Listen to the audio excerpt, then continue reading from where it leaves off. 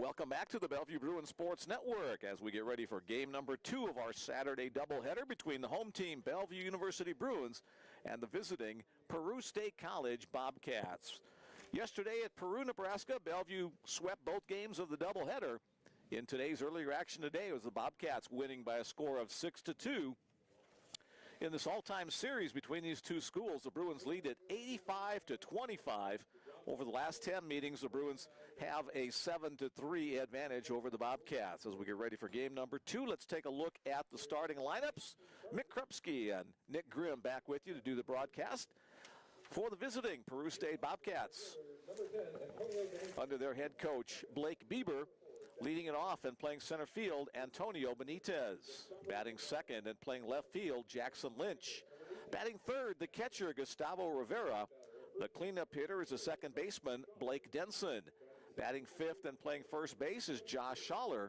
Batting sixth and playing third base is Cuddy George. Batting seventh and pitching is Garrett Pavletich. Batting eighth and playing right field is Jonas Mears Richmond. And batting ninth is shortstop Xavier Soya. 6-2, the Bobcats took game number 1. The Bruins hoping to turn the tables in game number 2. For the Bruins, under head coach Dwayne Monlux, here is the starting lineup. Leading it off, third baseman Scott Hansen. Batting second and playing first base is Steven Elsner. Batting third, the catcher Logan Grant. The Bruins cleanup hitter is the center fielder Jake Lacey. Batting fifth and playing right field is Anthony Lind. Batting sixth, the designated hitter Jordan Brandenburg. Batting seventh and playing second base is Rafael Nakandikari. Batting eighth, the left fielder Elijah Tanner. And batting ninth, the shortstop C.J. Townsend. On the mound for game number 4 of this 4-game set, second game of the doubleheader today, right-hander Brady Toth. Nick, got a little information about Brady for us, please. Yes, Brady on the season is currently, I'm not stalling, I'm just getting ready to build the anticipation. There you go. He's had 7 appearances. He hasn't started a game. No wins, 1 loss, no saves. He's pitched 13.2 innings with a 5.93 ERA and 12 strikeouts on the season. So Brady will get his warm-up tosses as we get ready for game number 2 of today's doubleheader. 63 degrees. Cloudy skies over the top of John Stella Field at Brown Park in Omaha, Nebraska. These two schools separated by about an hour's drive between Bellevue, Nebraska and Peru, Nebraska. And leading it off in game number 2, as he did in game number 1, is the center fielder Antonio Benitez. Brady Toth on the hill for the Bruins, looks in, gets his signal from catcher Logan Grant. And the first pitch hit in the air left field and deep. And so deep it is over the fence. A leadoff home run on the first pitch from center fielder Antonio Benitez. How's that for a shock to start the game? I mean, I was just going to say, I think their biggest thing, same as last time, is trying to keep him off base because Benitez loves to steal, but I guess they don't have to worry about the steal now. Benitez was 2 for 4 in game number 1 and gets things started on the Bobcats' way with the solo home run.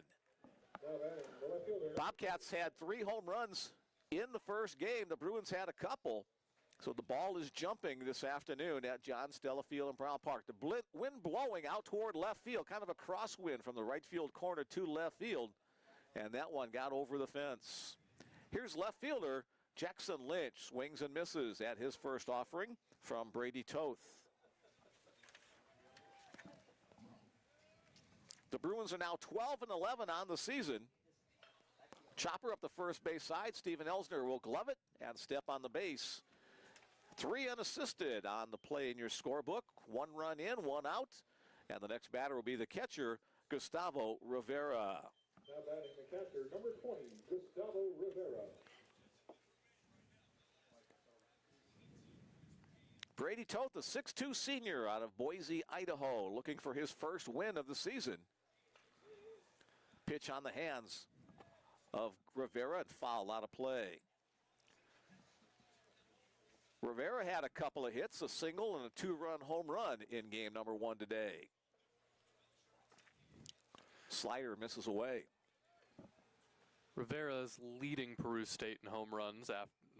He was leading before last time, but now he's leading even more.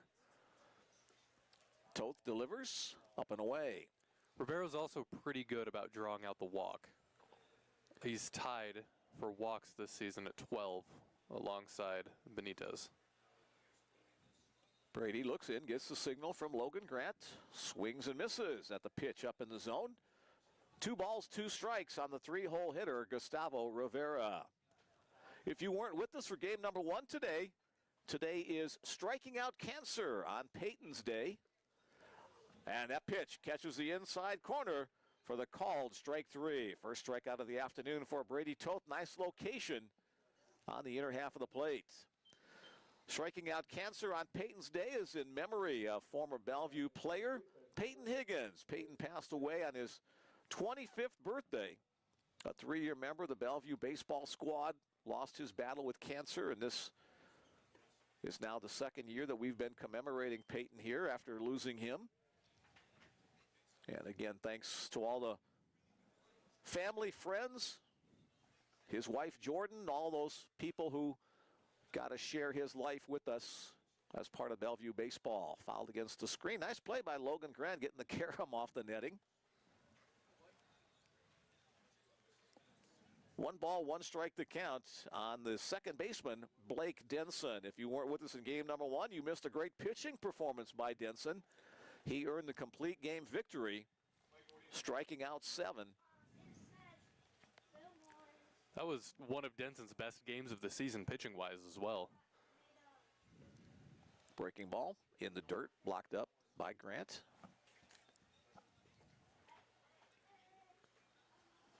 Second time this season he's gone 7 deep. And I honestly commend him. Wasn't overpowering, but did a good job of mixing and matching, changing speeds, changing spots, changing pitches.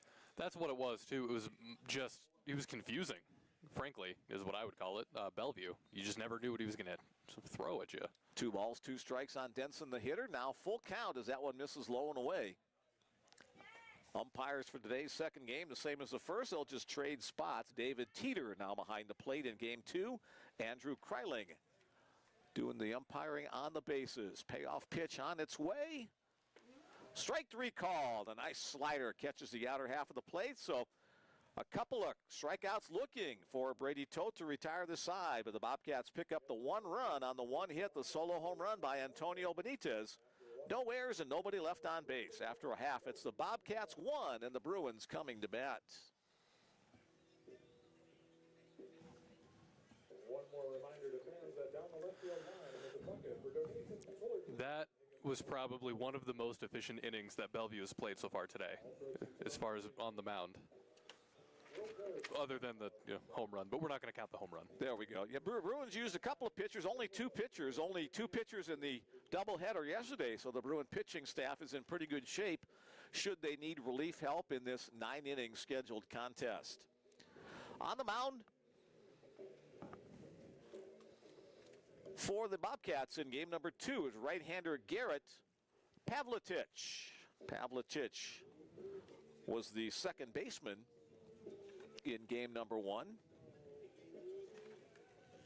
So now he'll get the pitching duties for the Bobcats. A 1-win, 1-loss record on the year, 5.93 earned run average. Any more stats for Garrett Pavletich? Garrett Pavletich, his last game last week at Clark, Iowa, he only pitched a third of an inning. Didn't do anything too crazy there. And on the season, I'm so sorry I didn't have the stuff ready, Mick. You're fine, you're fine. On the season, you check that, we'll talk a little bit about him. As you that. can see, if you're watching him on the video, Pavletich is kind of a sidewinder. So the Bruins will have a completely different look at a Bobcat pitcher in this second game than what they saw from Blake Denson in game number 1. 13 innings on the season. Sorry, I'm a little out of it. I woke up early to watch Formula One this morning. All right, Bruin lineup here in game number 2. A little bit different than game number 1. Jordan Brandenburg will be the DH for the Bruins. Rafael Nakandakari will be at second base. So those are the only 2 changes defensively. Scott Hansen will lead things off. The Bruin third baseman gets the first pitch. from Garrett Pavlovich. It's in the zone for a called strike one. It's interesting to see a starter with that side hand delivery. I feel like I don't see that often. All across baseball, they're kind of rare. Chopper up the middle. Second baseman gloves it behind the bag. Hansen, however, uses his speed. He'll leg out the infield single to start the game for the Bellevue Bruins. A good hustle play there by the second baseman, Blake Denson, who pitched in game number one, but couldn't get his body turned to make a strong throw. So Scott Hansen on board for the Bruins, his first hit of the afternoon. Next up for the Bruins, first baseman Steven Elsner. Elsner with a moonshot home run in game number one. Got the Bruins on the board. That was followed by a Logan Grant home run. And that was all the runs scored for the Bruins in the 7-inning game one. Pitch up and away. Elsner, the team leading in just about every offensive category. Coming into today's action, hitting .436. He added another home run, another run batted in, and another double to his totals. That one's hit well to right field, and that one is hit over the fence. The second home run of the day for Steven Elsner as he goes opposite field to give the Bruins a 2-0 lead. Game number one, a moonshot to left. Game number two, an opposite field tater to right. Steven Elsner now with 10 home runs on the year and 32 runs batted in. Continuing to lead the team in home runs. I was going to mention this earlier. You said he led the team in almost everything. My chart that I have, I highlight whatever players ahead of in green. It's mostly green. His chart is mostly green on mine. So doing the job in his second year as a Bellevue Bruin. Here's another guy that's been doing the job for the Bellevue Bruins, and now his third year, catcher Logan Grant. The pitch from Pavlovich is low and away.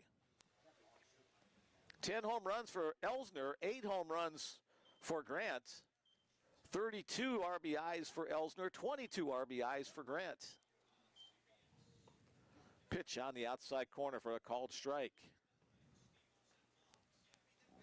Steven and Logan kind of been occupying anywhere between the 2, 3, or 4 hole in the Bellevue batting order this year in the previous 23 games.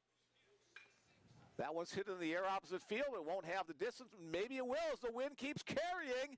And it's over the fence for the second consecutive game. Oh Steven Elsner and Logan Grant go back-to-back yard. At this point, I feel like Bellevue's just trying to send a message. Like, hey, we know what happened last time, but let's just erase that. I didn't think it had the distance off the bat, but it just kept going. It's helped a little bit by the wind blowing out that way, but just enough oomph to get over the fence. And now Logan Grant and Steven Elsner continue to add their totals. Now 9 home runs and 23 runs batted in for Logan. There must have been just enough oomph for like a quick burst of wind. Jake Lacey next up for the Bellevue Bruins. Let's see if he can go back-to-back-to-back. The Bruins center fielder.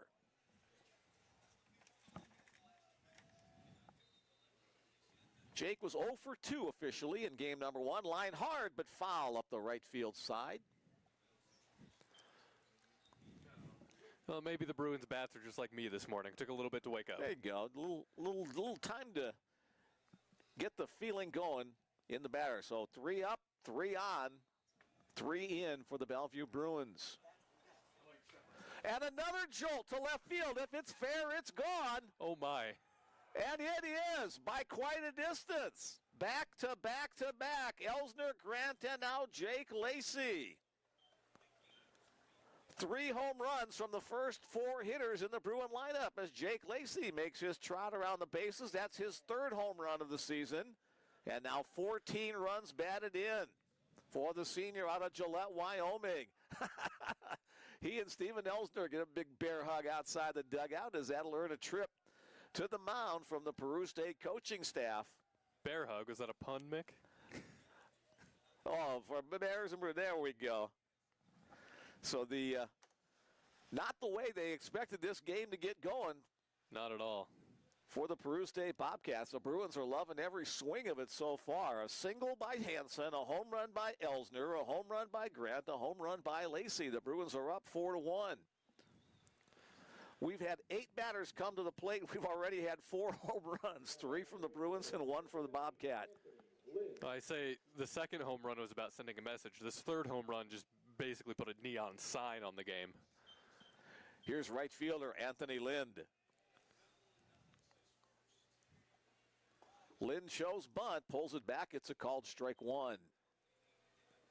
Interesting choice. Lind does have some home run pop in his bat. He has 3 on the season, but statistically, I don't think you could hope for a back-to-back-to-back-to-back, but it could happen. Let's see. Flared out to the second base side, a diving stab over there by second baseman Blake Denson to pull it in and get the first out of the inning. That was a very impressive catch by Denson, considering I'm sure he's tired after the performance he put in last game. Next up for the Bellevue Bruins, designated hitter Jordan Brandenburg. Brandenburg did not play in game number 1. He's hitting .294 on the season. First pitch a little bit up, ball 1. This is the 10th game of the season for Jordan. 5 hits in 17 at-bats. Breaking ball does get the call, 1-1.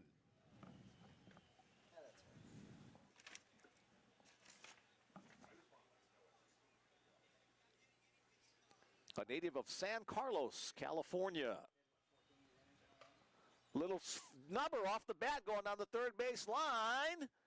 And a nice play by third baseman Cuddy George to retire Brandenburg, hustling down the line. Sometimes when you get jammed like that, those little numbers off the bat, you don't get a good jump out of the batter's box, and just enough time for Cuddy George to make the play. It was a really good reaction from Cuddy George because the ball it came off kind of awkwardly from that bat.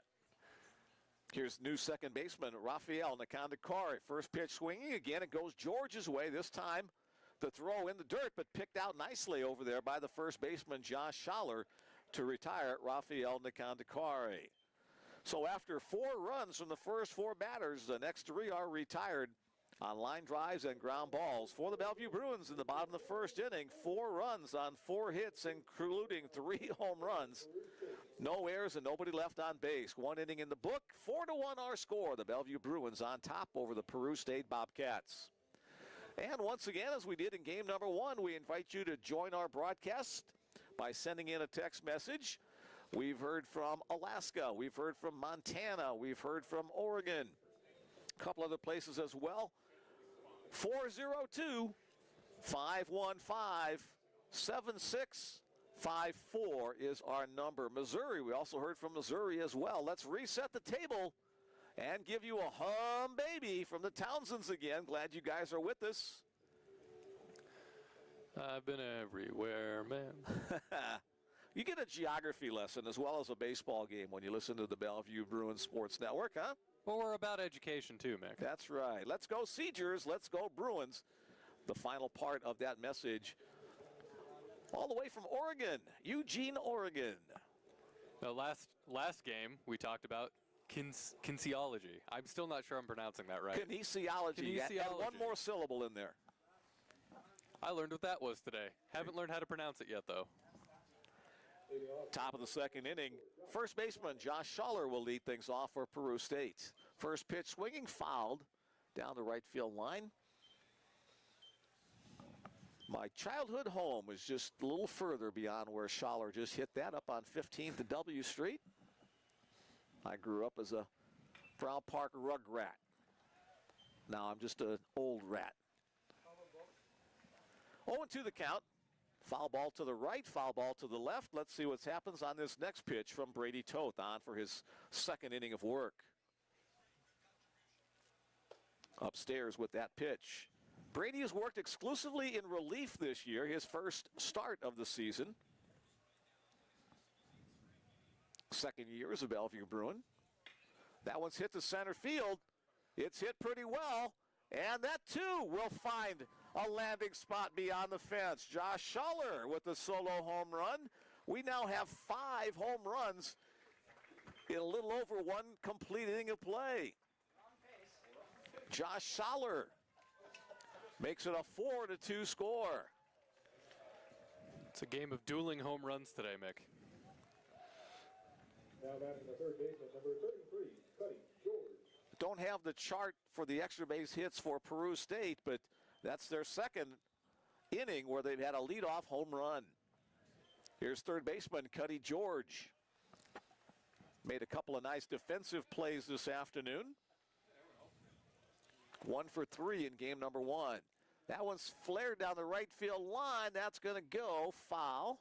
Anthony Lynn giving chase, but foul by a good margin. George also had an incredible, his defensive plays last game. He had what I could only describe as a ball that looked like it was going about 1,000 miles an hour that he just plucked out of the air right into his glove. Up the middle and through for a base hit. I'm not exaggerating either. I don't do that. So Peru State gets their bats going after the Bruins flex their muscles in their first inning of work. A blast and a single brings up the pitcher, Garrett Pavletich. Now batting the pitcher. Pavletich had to be a little shell-shocked after allowing 3 home runs to the first 4 batters he faced, but he settled down to retire the Bruins after that. Breaking ball from Toth, the strike 1 called. Peru State also wanting to send a message today. Fouled out of play, now 0-2. Bellevue coming into game 2 with a 12-11 record. Peru State at 10-17.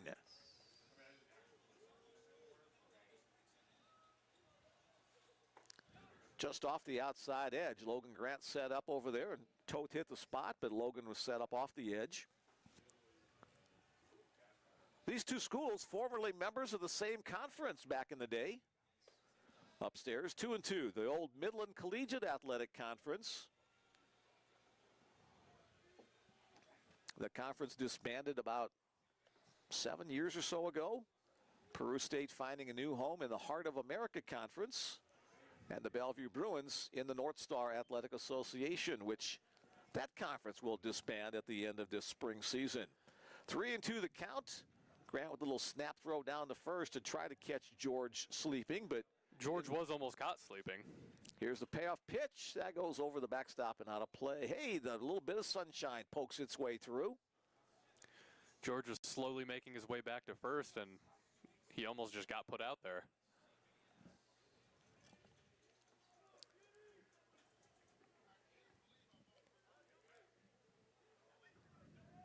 Toth comes set right at about the belly button and delivers, and again fouled out of play.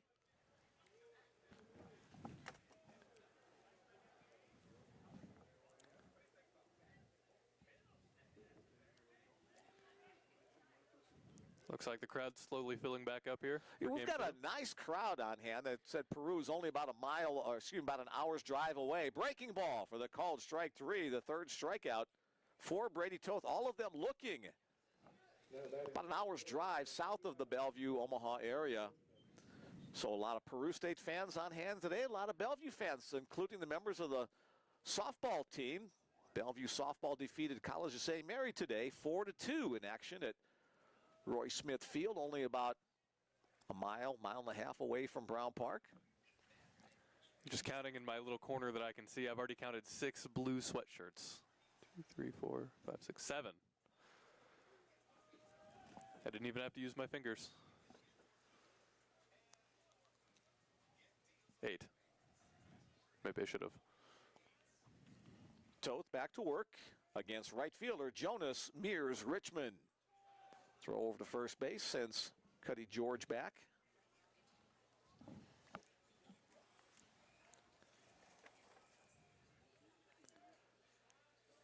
George isn't really known for stealing. I think they're just trying to... I think Peru State's trying to play the mind game a little bit. 0-2 the count is the next pitch from Toth in the zone. With Toth. Let's see if This is a waste pitch or a purpose pitch. Grant set up on the outside corner, a little bit upstairs, 1-2.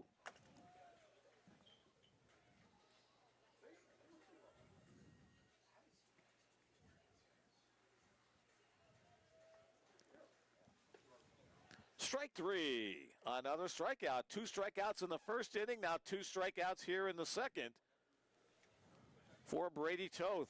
That'll take us to the 9-hole spot in the Bobcat lineup. Shortstop, Xavier Soya.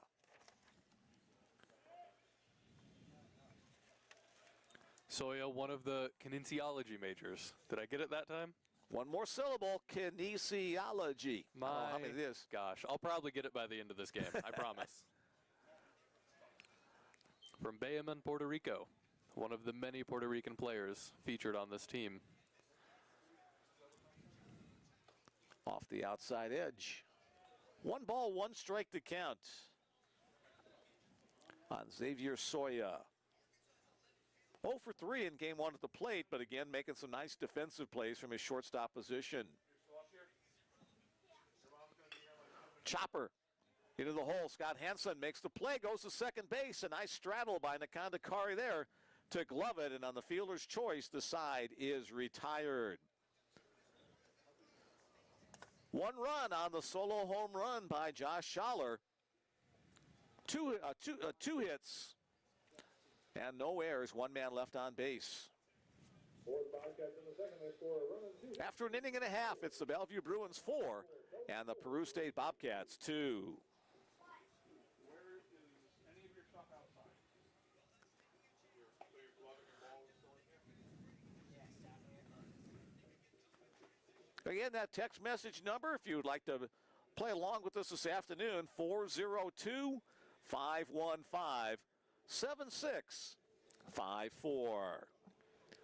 Tip of the cap to head coach Dwayne Monlick's wife, Roxy. She's on hand today as well, watching the action. Coach and Roxy and their family frequent fans in the stands at Bellevue volleyball and basketball games as well. Let's give a tip of the cap to the entire Bellevue coaching staff while we have a moment here. Dwayne Monlick's now in his 15th year as the head coach. Associate head coach is Mitch Schmidt, now in his 19th year. Incredible name. Pitching coach is Sean Malley. He's been here for 18 years. Assistant coach Richie Moore has been here for 15. And the new guy, Drew Nielsen, in his first year, helping out with the Bellevue baseball program. Bottom of the second inning will feature left fielder Elijah Tanner starting it off. Kennewick, Washington. And again, the Bruins wearing the same jerseys for today, both games honoring the legacy of Peyton Higgins. The first pitch, strike 1 call over the outer half.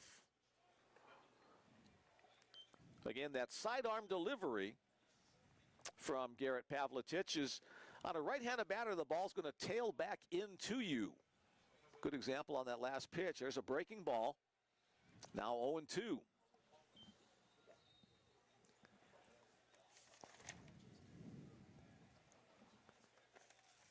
Elijah was 1 for 3 in today's first game of the doubleheader. Line hard into the gap into right center field. If it gets past the center fielder, it might be 2. Here comes Tanner with a big turn. He'll put on the brakes.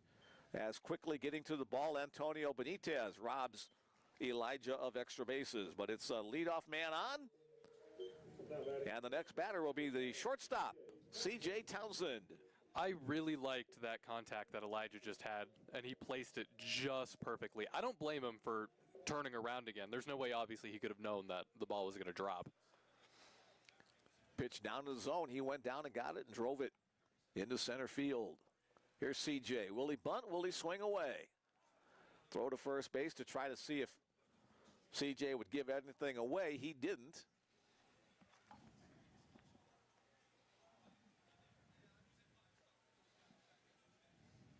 Again, a little peek of the sun coming out from behind the clouds on this mostly cloudy day. Well, it wants to. And C.J. will wear one as that hit him in the backside.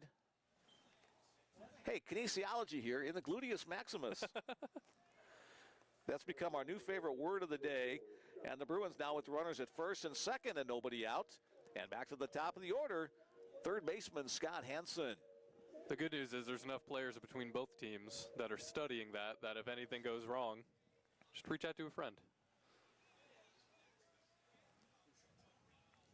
Peru State playing their corner infielders in a little bit, anticipating a possible bunt here from Hansen.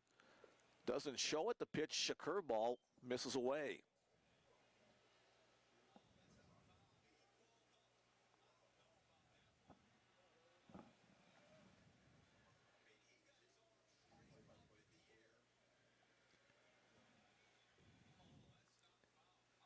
Just slowly turning the bat around like it's a lightsaber. That's what I see. Pavlich taking his time on the mound. Another pitch wide.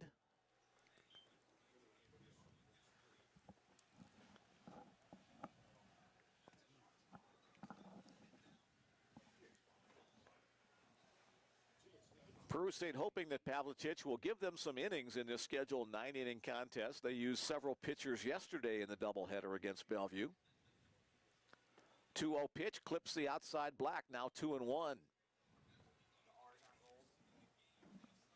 Dwayne Mollick's running through the series of signs. For Scott Hansen at the plate, Elijah Tanner at second base, and C.J. Townsend on at first. So he wasn't in the bullpen for very long, but last game, it looked like they were trying to...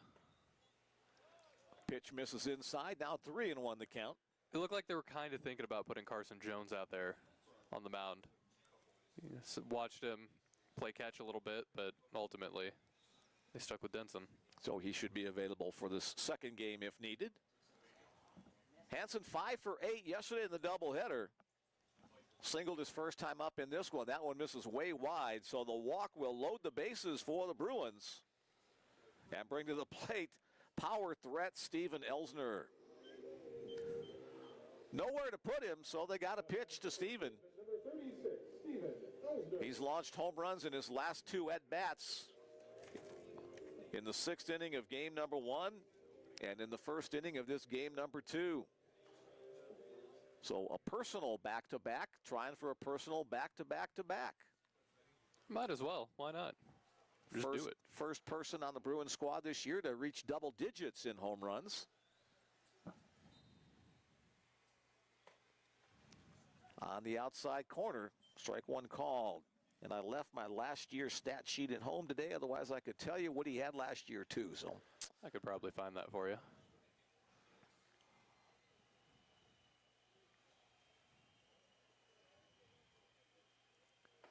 Again, same spot, same call, 0-2 on Elsner. Good pitches not to swing at if you're a power hitter, but now he'll have to expand his zone.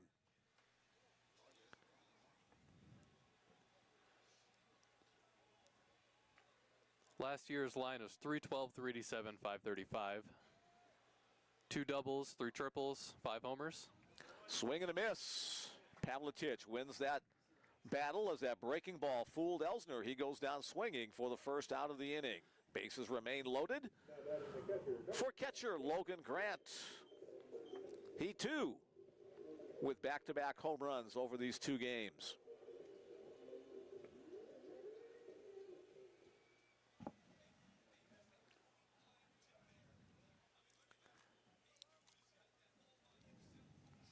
He's also got a really good eye. That pitch up and away. As you can see, catcher Gustavo Rivera set off way out of the outside part of the zone. Grant leads the team, leads Bellevue in walks right now. Fouls that one out of play. 1-1 the count on Logan. He was the Bellevue University Male Athlete of the Year last year. North Star Athletic Association Player of the Year. North Star Athletic Association Newcomer of the Year before that. So he's collected a few honors over his career. Lays off that pitch outside, 2-1. Bases are juiced, full of Bruins, 1 out. Bellevue put up a 4 spot in the first, trying to add another crooked number here in the second. Pavlich comes set at the belt. Logan lines it into right field. That's a base hit. 1 run will score. 2 runs will score. Logan, the big turnaround first. He'll head back. A 2 RBI double for the Bruin catcher. His second and third runs batted in of the afternoon. Elijah Tanner scores first. C.J. Townsend right behind him. And Scott Hansen motoring on to third. And Jalen Ruffin will come on as the courtesy runner for Logan Grant. And coming to bat, the center fielder, number 21, Jake Lacey. Jake Lacey, who homered his last time up. Stepping in here, the Bruins with a 6-2 lead. That was the score of game number 1. We're here already at that number in the second inning. Top of the strike zone, call strike 1. Pavlitic really dropped down that time. I mean, he stepped all the way across his body towards the third base side and cross-fired.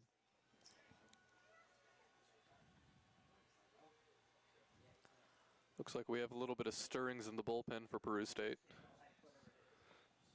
Again, gets the call on the outside edge, 0-2 the count on Jake. Oh, who is that? We got somebody warming up in there. Jake, a preseason NAIA All-American, according to the NAIA Ball website. Quick throw over to first base. Diving back is Ruffin. Ruffin, good speed on as a courtesy runner for Logan Grant. Across the diamond. Scott Hansen at third base.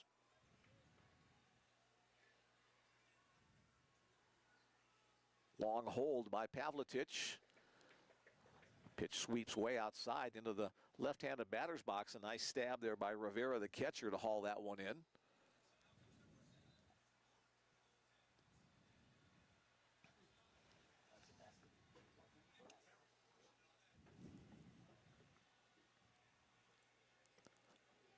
And he went around. Ball's loose. That'll score the runner from third, Hansen. And on to second goes Ruffin. So the Bruins pick up another run on the strikeout. Home plate umpire ruling that Jake did not hold up. So Hansen in to score to make it a 7-2 game. Ruffin down to second, and the batter will be right fielder Anthony Lynn. So the Bruins still have an opportunity to add another one here. Congratulations to Anthony Lynn for being named the scholarship winner.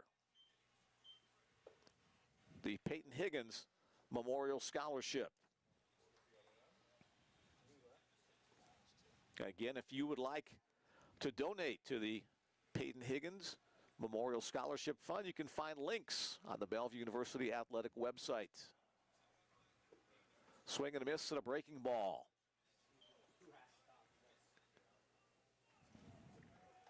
That ball had kind of a fun arc. It started low, then it kind of went up, and then it just dropped pretty quick again.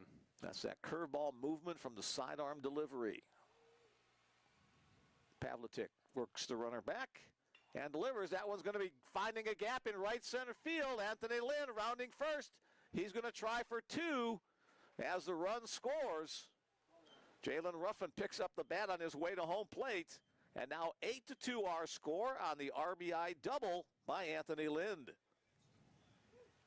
So 4 runs in the first, 4 runs in the second for the Bellevue Bruin offense. They've come to life in game number 2 after being semi-dormant in game number 1. Here's the designated hitter, Jordan Brandenburg. Grounded out his first time up today.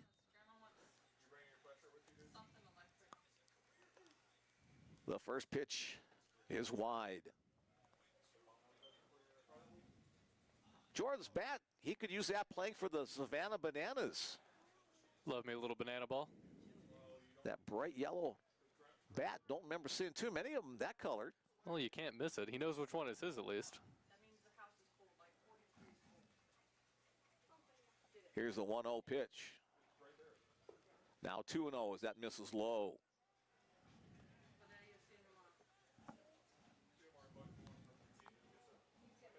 Bruins have had several players fill that DH spot throughout the course of the season. It's still kind of up for grabs.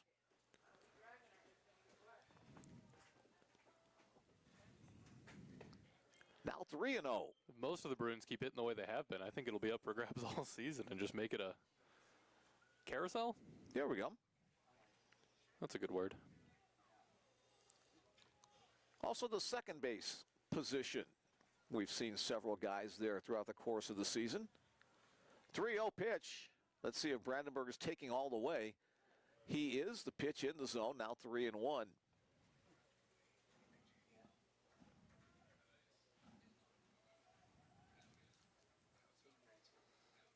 So far, 4 runs on 3 hits in this inning. A walk and a hit by pitch have added to the opportunities. A little flare behind second base. And the ball bounces out of the glove of the second baseman as he and the shortstop collide.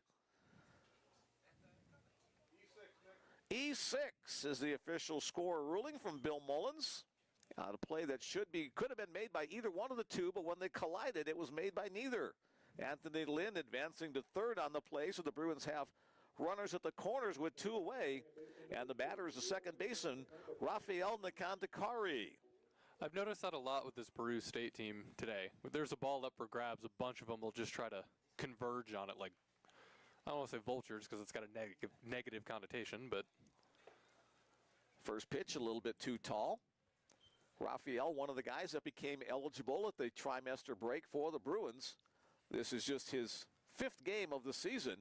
He's batting in .200, 1 for 5. There's a strike called.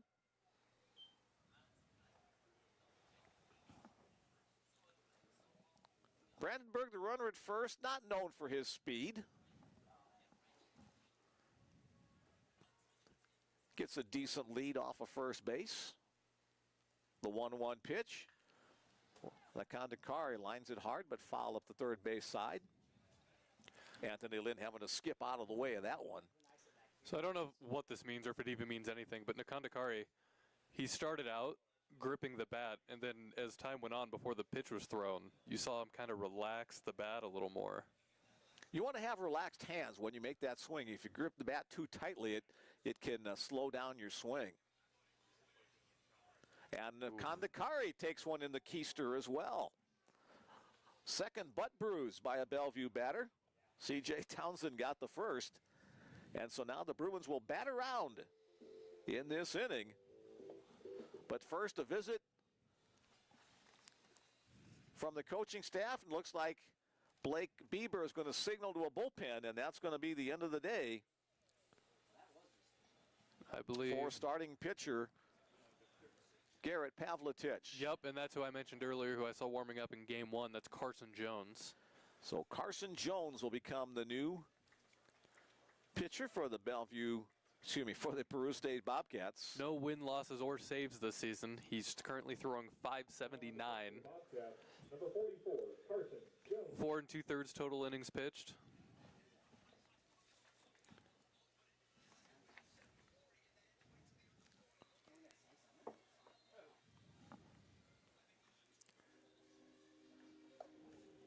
Last through on March 9th. He's a freshman out of Elkhorn, Nebraska.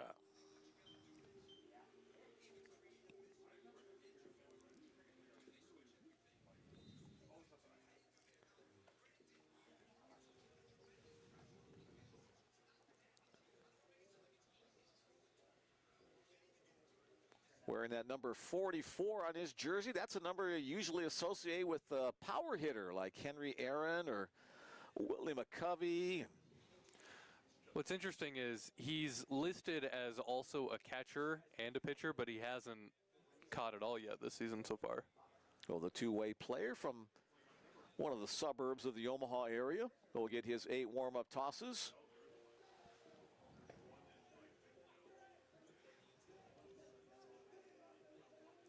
Back in the day, Elkhorn, just a small town. Now it's 3 different high schools, Elkhorn, Elkhorn South, Elkhorn North. So a very growing area of the Omaha metropolitan area. All right, Jones is ready to go. And the first man he will face is the guy who started this inning, left fielder Elijah Tanner. Fielder number 9, Elijah Tanner. Tanner started off the inning with a base hit. Always fun to get 2 hits in the same inning if you can. I played high school ball with a guy who struck out 3 times in 1 inning. Oh, wow. Yeah, that's something. Every time I see him, I never let him live that down. First pitch from Jones, low and in. I mean, how many runs? We put up like 16, 18 runs in an inning, and he struck out 3 times. Struck out to lead off the inning and struck out to end the inning, and once in between. I'm sure he got a fun story out of it. That's right. Something I can tell 70 years later. 2-0 the count.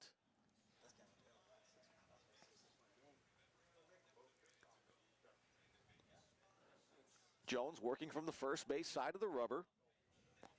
Looks into his catcher, Gustavo Rivera, for the signal. Bases full of Bruins. 2 outs in the inning. Foul out of play. Tanner had a good hack at that one. It's like little mad at himself for missing that.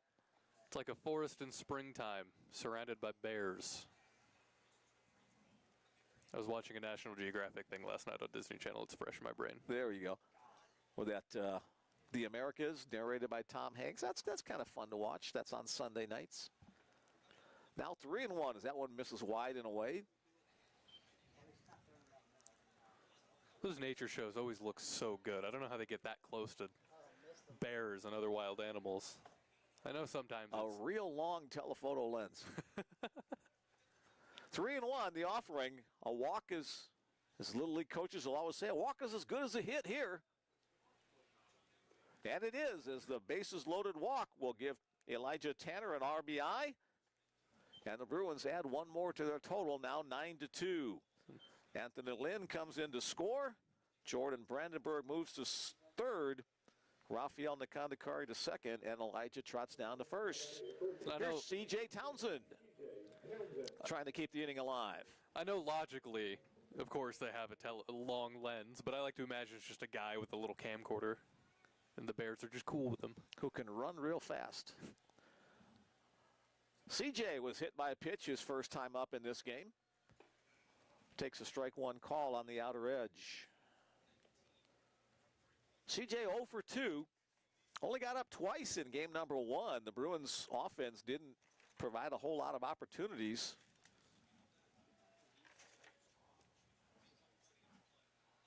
Bruins already with more hits through 2 innings than they had in game number 1 in total. Jones struggling with his control. 1 ball, 1 strike to count after walking the last batter. It's a real contrast for Peru State compared to last game. Rivera makes the backhanded stab on that. Now 2-1.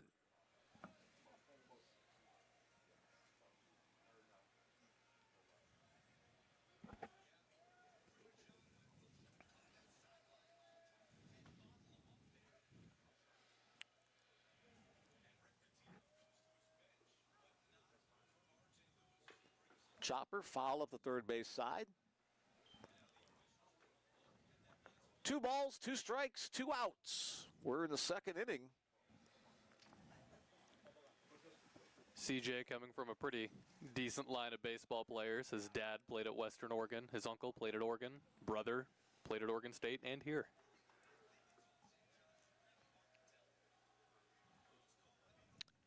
Nice of the Townsend family to loan him out to the Midwest for their baseball careers. We like seeing him. Foul ball keeps the count at 2-2. Last year, CJ had I think 21 or 22 game hitting streak. It was over 20, I remember that, but sometimes details escape me. But trying to find that magic once again this year. Hit hard, but right at shortstop, the out will be made at second, and so the fielder's choice will end the inning. But the Bruins pick up 5 runs on just 3 hits. No errors and 3 left on base. After 2 complete, it's the Bellevue Bruins 9 and the Peru State College Bobcats 2. Bellevue 9, Peru State 2.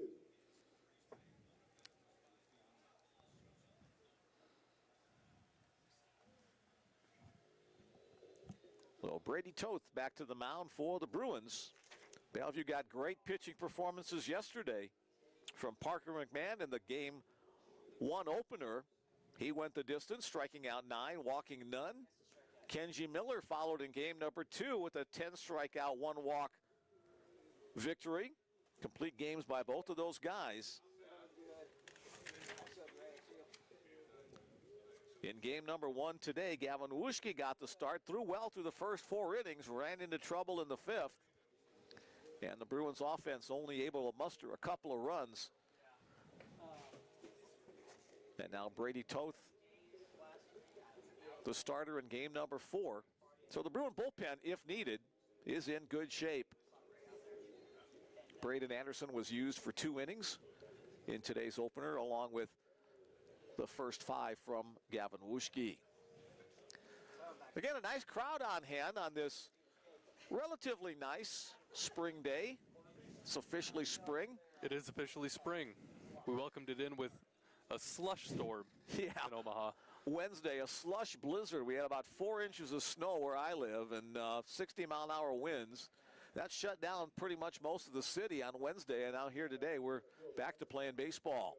It was all dirty slush, too, I hear, because of the fires in Texas, or the dust in Texas. Dust storms from New Mexico and Texas got lifted up into the storm and deposited a layer of guck. I'd never seen that before. The top of my truck is still, I need to wash it. Antonio Benitez, he's been a Bruin killer in this series. Swings and misses on the breaking ball from Brady Toth. Benitez with that solo home run his last time up. Another breaking ball, another swing and a miss. Now 0-2 the count. Benitez, a junior from Carolina, Puerto Rico. Outside. Brady trying to get him to chase. He does not.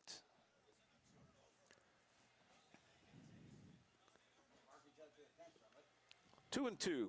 Hey, Mick, $20 if you can guess what his major is. Oh, could it be something starting with a K? It could be something that I'm not even going to try to pronounce again. Kinesiology. There you go. All right. I knew I'd get it. Yeah. And there's a hit by pitch. Benitez. It's a butt cheek afternoon. All 3 batters who have been hit off that lead rear end. So again, Benitez doing what a leadoff guy should do. He gets on base. So they're really going to have to, Bellevue's really going to have to lock in right here because Benitez is known for stealing bases. That's his bread and butter. Here's Jackson Lynch, ground out his first time up today in this game. He was 1 for 4 in the opener. 0-1 the count. Benitez does not have much of a lead. Throw down to first base. Almost caught. Not quite. Down by 7 runs. It's doubtful the Bobcats will be trying to be too crazy on the base paths.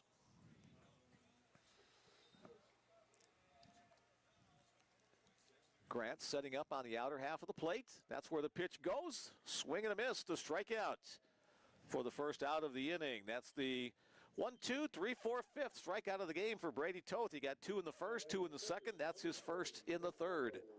You can argue that's the perfect time to try to steal bases. Why would they expect it? The next batter is the catcher, Gustavo Rivera. Oh, almost a wild throw, snared by Steven Elsner. Rivera, pretty good at drawing walks. Really scary when it comes to home run potential. Hit in the air to the right center field side. Anthony Lynn coming on. Rafael Nakandakari going out, and it is Anthony who will make the catch coming in for the second out of the inning. Nakandakari went a long way out there. Anthony, I think, had trouble picking it up off the bat, but he closed with his speed to make the catch. Next up, second baseman Blake Denson.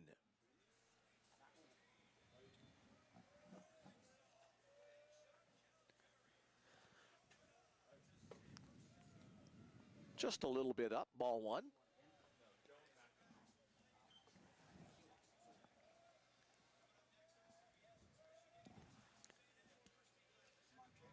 Breaking ball, that's in the zone, 1-1. For any Big East fans out there, St. John's just fell to Arkansas. Oh, wow. Yeah.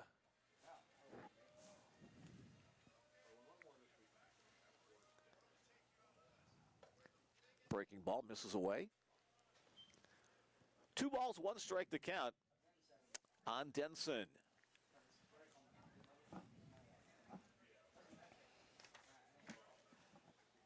The Broken Bow Nebraska native hits that one well down the left field line, but it's going to hook foul.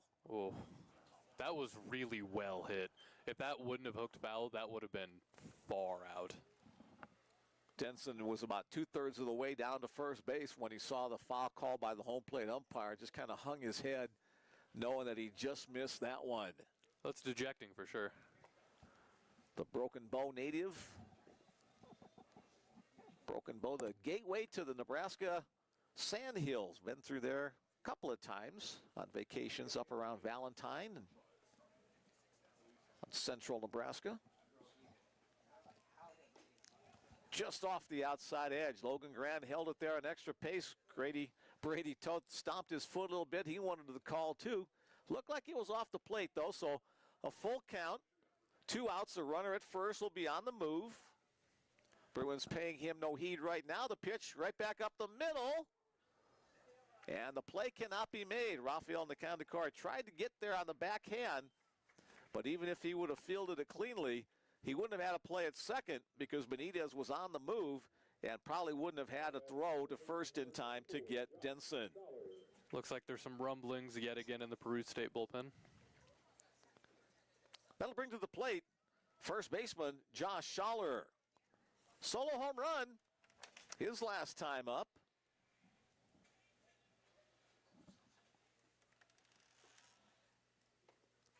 On the outside edge, strike 1 called. Toth working ahead.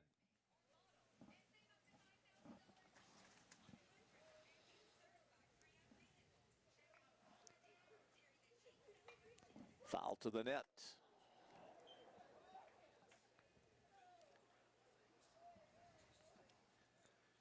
Yeah, I think overall Toth has done a pretty good job at keeping Peru State off of the bases. In the grand scheme of things. The set on the 0-2. That one's hit in the air to center field. Jake on the move. Can't get there. Bounces off the fence. Couple of runs in. And Josh Schaller comes through again for the Peru State Bobcats. His double. Makes it a 9-4 game as Denson and Benitez score ahead of him.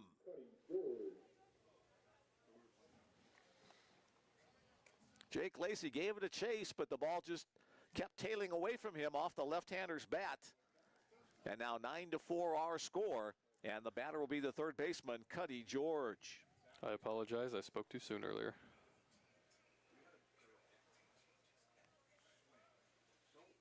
Breaking ball picked by Grant behind the plate.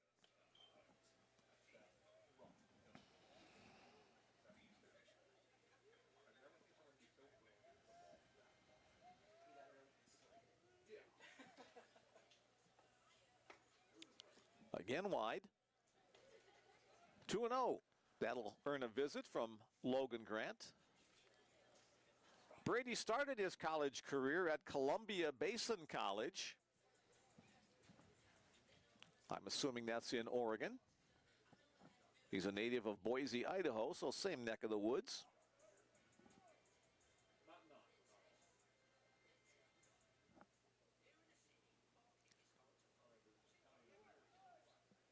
Overall at Columbia Basin, a 7-3 record. 82 innings pitched, a 4.61 earned run average during his time there. Not bad at all. Good day's work, season's work.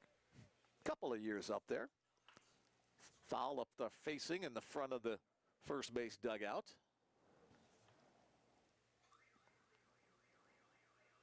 Balas Buckmaster will give him a nod here. Started at second base. Now he shags after that foul ball.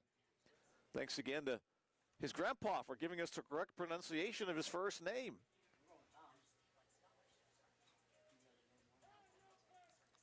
Umpire calls timeout before the offering by Toth.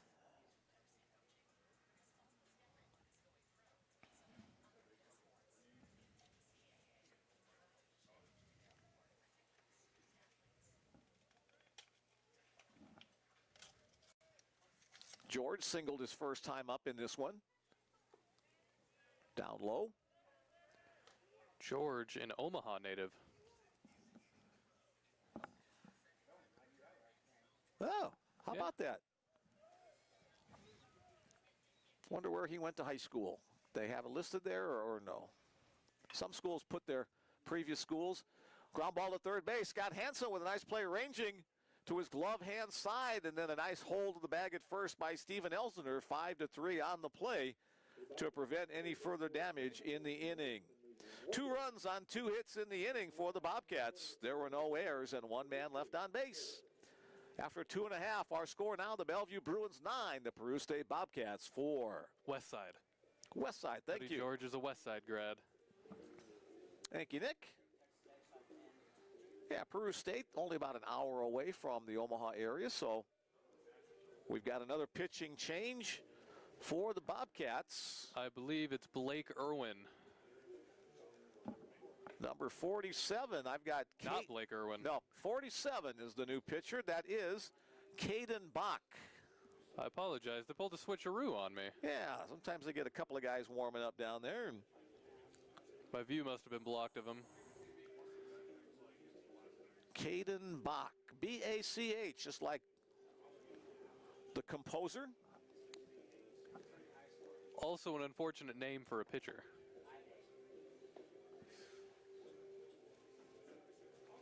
Yeah, because it sounds close. It sounds close to Bach. Well, Yeah. we get it. There you go, Nick. So I'm trying out here. Nick's working on his stand-up routine a little bit this afternoon, so I got to try on somebody. there you go. Dwayne Monlex went and talked to the home plate umpire just a moment ago, David Teeter. I'm not sure if the Bruins are going to make any defensive changes he was informing him of, or some pinch hitters or something. Bach, We'll see if that happens. Bach, by the way, from Bellevue. Bellevue East. Bellevue East. Now on the pitch for Peru State, number 47, Caden Bach. This season he's got 4 1/3 innings, 8.31 ERA, no wins, losses, or saves. So he'll get a chance to try to hold down this Bellevue offense that put up 4 runs in the first, 5 more runs in the second. And as we get ready for the bottom of the 3rd inning, it'll be Scott Hansen leading it off.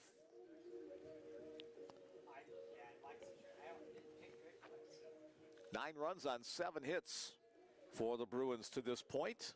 Hansen been up twice, been on twice, a single and a walk. The first pitch from Bach. Hangs a stitch on the outside corner. Scott Hansen shaking his head in disagreement with the call. I think we're with you, Scott. Both umpires have been a charitable outside corner today. But it's been consistent, so you got to agree with that, got to go with that. 0-2 now. It's one of the beautiful things about baseball.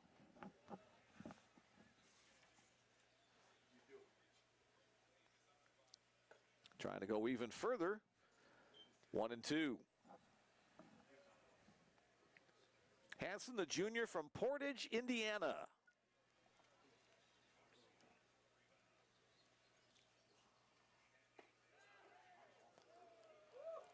That one missed. 2-2. I think Scott was kind of holding his breath on that one. It was closer to the zone than he initially thought it was going to be. It did look very close. I don't blame him. We've had a run scored in each of the half innings so far for Peru State. 1 in the first, 1 in the second, 2 in the third. For the Bruins, 4 in the first, 5 in the second. So using up a lot of light bulbs on the scoreboard out in right center field. It's been an eventful one. Swing and a miss. Might have been a changeup as it looked like it broke away, moved away from the bat of Hansen to strike out. The first batter that Caden Bach has faced. Here's first baseman Steven Elsner. Feast or famine for Steven in this one. Home run and a strikeout. That's a good way of putting it. He awaits the first pitch from Caden Bach. Backdoor curveball, strike one called. After this game against Peru State, the Bruins will be back in action on Tuesday, taking on former conference foe York College, right here at John Stella Field in Brown Park. Another breaking ball, this time on the inner half. 0-2. He's got what I can only describe, I guess, as an electric blue baseball bat with gloves that match. Fashion statement. Lays off that pitch down in the dirt, or actually pebbles and polyester, if you will.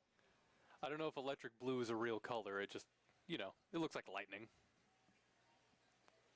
My wife's very good at discerning those different shades of colors. I'm a guy. It's just blue. Baby blue, whatever. Chopper up the third base side, charging hard as George. Gets it, throws it across the diamond, but not in time. A leg base hit for Steven Elsner. Not the fastest guy on the team, but he showed some wheels getting down. He could smell that base hit. Can't teach speed. Now batting the catcher, number 10, Logan Grant. So the second hit of this game, fourth hit of the afternoon, 2 hits in each. 2 of those 4 hits, home runs. Logan Grant stepping back in. Logan with a solo home run and a 2 RBI single. His body of work so far this game. Hit in the air to center field. Going near the warning track and making the catch is Antonio Benitez for the second out of the inning. Logan wishes he had an extra Cheerio for breakfast this morning could have jolted that a couple more feet. Benitez physically could not go any farther back. His butt was to the fence when he caught that ball. We don't have an official marking to the center field fence, but it's about 380 feet. And the park held him. Elsner going with the steal. He had a great jump, and he'll make it. Steven Elsner, Bach just kind of forgot about him or didn't consider him. And so Steven picks up stolen base number 3 of the season. He's a perfect 3 for 3 on stolen bases. That was a fantastic steal, too.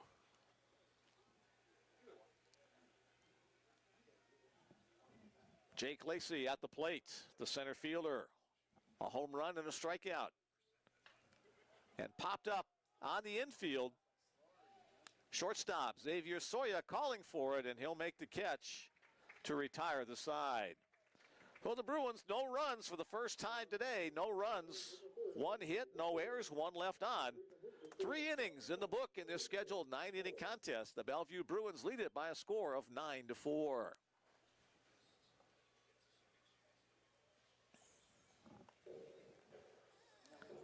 Brady Toth heads back out to the mound, the starter.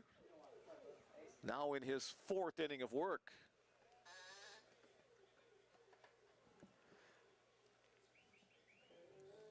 I think Toth has put up a respectable game so far.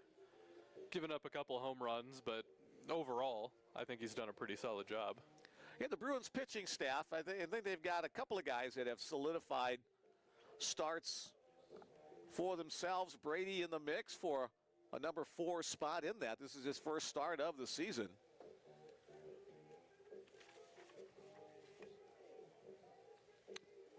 Parker McMahon and Gavin Wuschke, each of them with 8 starts on the season. 4 starts for Kenji Miller. Cody Butt's got a couple.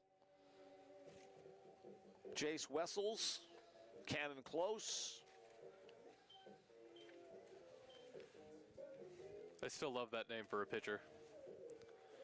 Cannon Close? It's a great name. Yeah.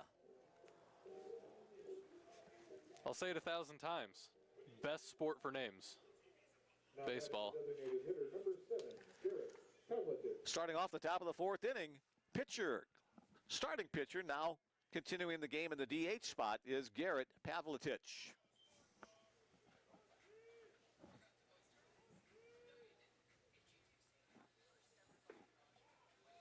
Ooh, wanted to call it, but didn't. 1-1 to count.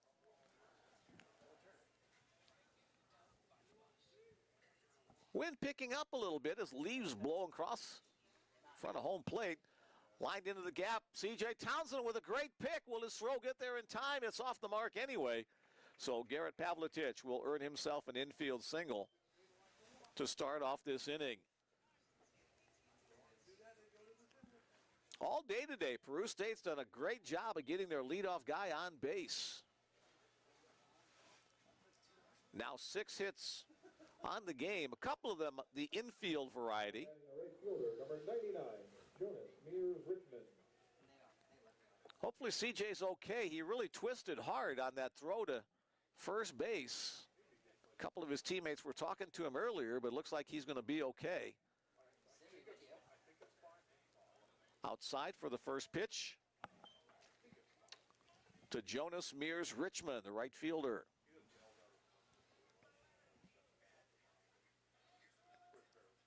Swing and a miss on a fastball.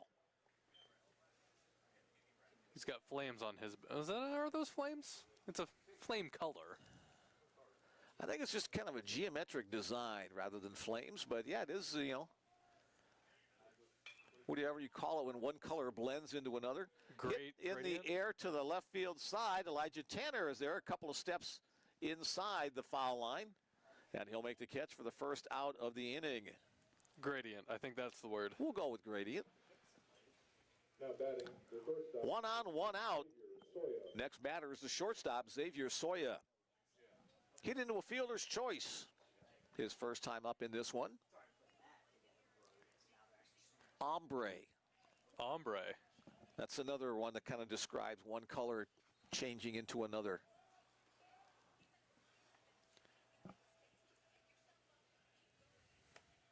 That's what I get for watching those home improvement shows with my wife. Sometimes they're nice just to throw on. I get it. Looking out the flags at center field, we've got a little bit of increasing wind. Again, a shot into the hole, this time past the diving C.J. Townsend into left field. And Xavier Soya will pick up his first hit of the game. In fact, make that his first hit of the afternoon. So runners at first and second, back to the top of the order for Peru State. They have not gone away. They've hung on in this one after trailing at one point 9-2. It's now 9-4, and they've got something going in the fourth inning. Here's Antonio Benitez. Home run and a walk. Benitez has had a pretty good day overall so far. A little nubber off the bat. Steven Elsner has to play the spin, and it goes off his glove. He kind of attacked that one awkwardly. E3 is the official scoring on the play, so now the bases are loaded for the Bobcats, and that'll bring to the plate left fielder Jackson Lynch. That one came right off the top of the bat. Not be surprised if it didn't even cut some of the either the stitching or the leather of the baseball. It stayed fair. Elsner couldn't make the play, so another opportunity for the Bobcats to get a little bit closer. Well, let me know if I'm wrong here, Mitch, but I think some of that had to do with just the turf, the nature of turf being turf and how the balls kind of spin. It's more the spin. Whether it's grass or turf, when it comes off the top of the bat like that, it has a funny spin, a funny English on it, and it touches your glove and kind of jerks away. Little chopper. Toth goes to home plate to get the lead runner. Thought about going to first, but his teammates yelled home. He changed his direction and prevented the run from scoring. So a fielder's choice for Lynch. That puts him at first. Benitez advancing to second. Soya to third. And Pavletich is out at the plate on the 1-2 for the second out of the inning. So for the Bobcats to do anything else in this inning, it's up to the catcher, Gustavo Rivera. Rivera 0 for 2 in this one. But a couple of hits in game number 1, including a home run. I don't hate that decision just to throw it home, just to prevent the run from scoring. Oh, yeah, that's the play you got to make. Had he made it earlier, the Bruins might have had a chance for a home-to-first double play. But Brady just had turned his body to throw to first initially. Foul up the first base line. Elsner with the diving stab of the foul ball. So if the Bobcats do score any runs in this inning, they will be unearned runs. Bellevue fans hoping there's no runs earned or unearned. Nice play by Grant to keep that in front of him. 1 ball, 2 strikes to count on Rivera.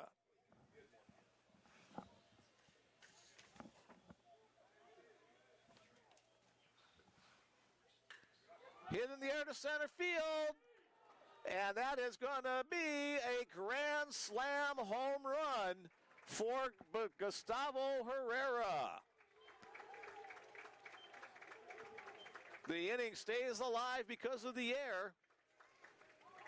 And the Bobcats make it hurt. 9-8 our score. So just like that, the Bobcats come storming back and make it a 1-run game. Dwayne Monlux on his way out to the mound to talk with Brady Toth. And that'll be the end of the line for Brady.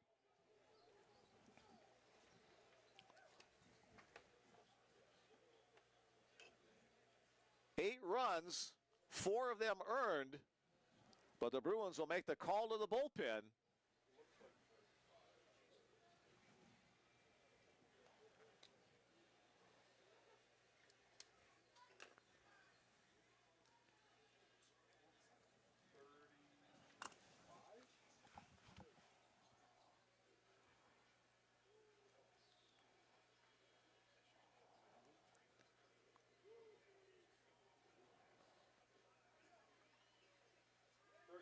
.35, there we go. We're just having a little difficulty seeing the number on the back of the jersey, but it will be number 35, Brody Burnett, on in relief of Brady Toth.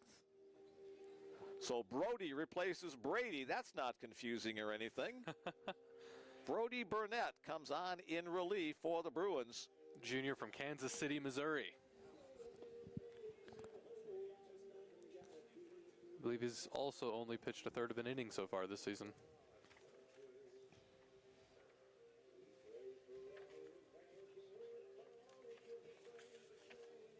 Another tall right-hander out on the mound for the Bruins. Yeah, just 1/3 of an inning. Only his second appearance on the season for Burnett. So he'll get his warm-up tosses. The Bruins try to regroup. They put up 9 runs in the first 2 innings. They still have the lead, but now it's only 1 run at 9-8.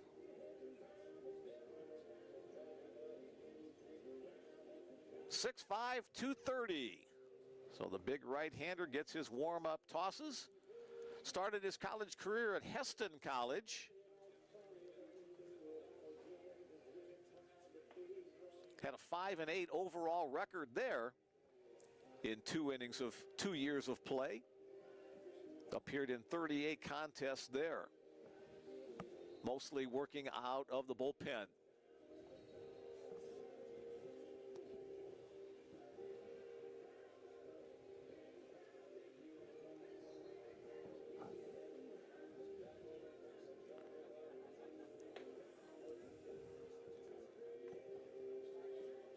Majoring in sports management as well.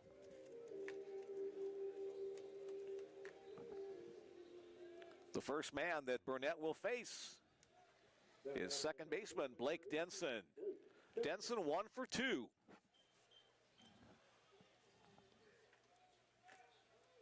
Denson has just had a really First pitch, chop foul up the third base side. good day of baseball overall, I think. I think he can walk away from today and just be proud of himself. Got the win as a pitcher and two-way player, now the second baseman in game number 2. Here's the next pitch from Burnett. Top of the zone on the fastball, strike 1. Burnett with some pop on that heater. Let's see if he goes for the strikeout or gets a waste pitch here. We could do both. Foul out of play down the right field side. Hey, we gave you the Bellevue coaching staff a little earlier in this one. Let's take a look at the Peru State coaching staff. Blake Bieber now in his second season at the head of the Peru State program. His assistant coaches are Chris Stout, Dylan Rossi, Parker Lutz, and Cody Grolholz.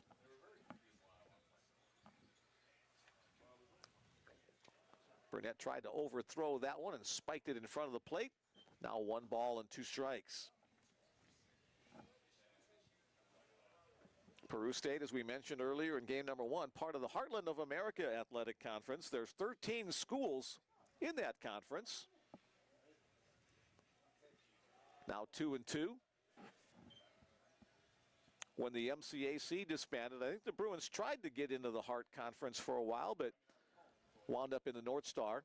The 13 schools, Peru State in baseball, 4-8 in conference play. That puts them in 10th place in conference. Misses away from 0-2, now 3-2. That was a good look by Denson. It would have been easy to try to swing at that. Grant tried to pull it back into the zone with the frame, but here's the payoff pitch. And low and away. So Blake Denson will earn the walk. And bring to the plate first baseman Josh Schaller. Schaller a 2-for-2 game, a home run and a double. First baseman, number 24, Josh Schaller.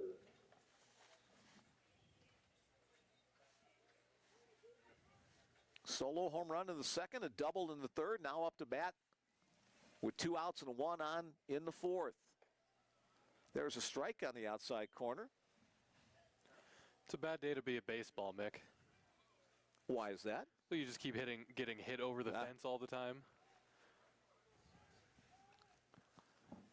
16 hits in this game already. Both these teams hitting with a lot of purpose, especially in this game. We had 5 home runs in game number 1. I think we've got 5 here in this one as well. Swing and a miss. Now 0-2. Let's see. Let's find out exactly. Bellevue had 3 of the first 4 guys go yard, so there's 3 right away. There's 1, 2, there's 3, so 6 home runs in this one. 3 for each team. Strike 3 called, and the side is retired. Brody Barnett will pick up his first strikeout, but 4 runs on 3 hits. There was 1 error and 1 runner left on base in the inning. After 3.5, our score, the Bellevue Bruins 9, the Peru State Bobcats 8.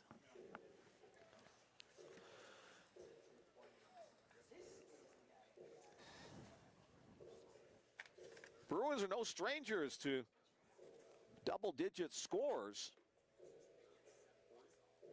Bellevue has won games this year in double digits. They beat Hastings in the season opener 17-4.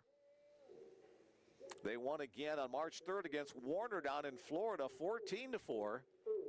They won again against Weber International 15-1 in Florida. They beat Mid-America Nazarene 19-7 last weekend. 12-0 yesterday against Peru State, and are 1 run away from going into double digits again today. And we've got a new pitcher for the Bobcats. This is number 40. Blake Irwin, the guy who they faked me out with before. I knew he was coming up. It was all a ploy just to get Nick to bite on that. So Also a Bellevue native for the record. So back-to-back Bellevue natives pitching against the Bellevue Bruins. He's got 5 innings total so far this season. He last pitched on the 14th against Clark. Anthony Lynn will start things off for the Bruins in the bottom of the 4th inning of this scheduled 9-inning contest. Sporting a 9 ERA at the moment. Anthony, an RBI double his last time up. First pitch, a ball from Irwin.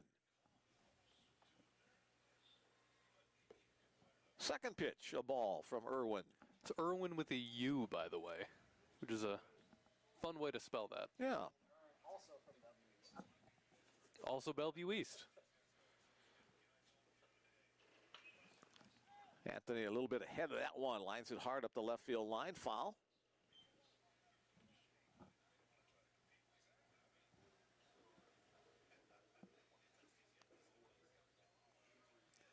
This field, John Stella Field of Brown Park, shared by the Bruins and Omaha South High School. That one lined hard up the right side. So 2-2 now the count on Anthony. So after getting teased all afternoon, I think the Suns finally decided to come stay for a bit. It was sunny this morning, and then the clouds came rolling in. It was mostly cloudy. We've had a couple of peaks, but we'll take all the sun we can get this time of the year. 2-2 pitch, misses outside. Full count on Lind, a product of Omaha Central High School. So Anthony played some high school games here. He's played a whole bunch of college games here. Now for the Bellevue Bruins.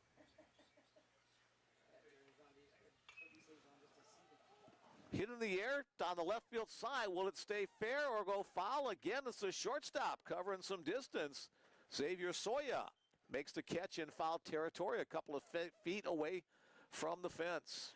Soya has been making a lot of really good catches in foul territory, especially over that area. He can contort his body in not weird ways, but in ways that'll allow him to make the catch. That's the third time I've seen him do that today. He did it twice last game. Back-to-back plays, in fact, in last game, making catches in foul territory.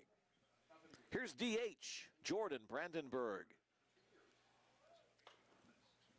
Foul up the front of the third base dugout. There's that banana bat. Bright orange bat that he's been hitting with.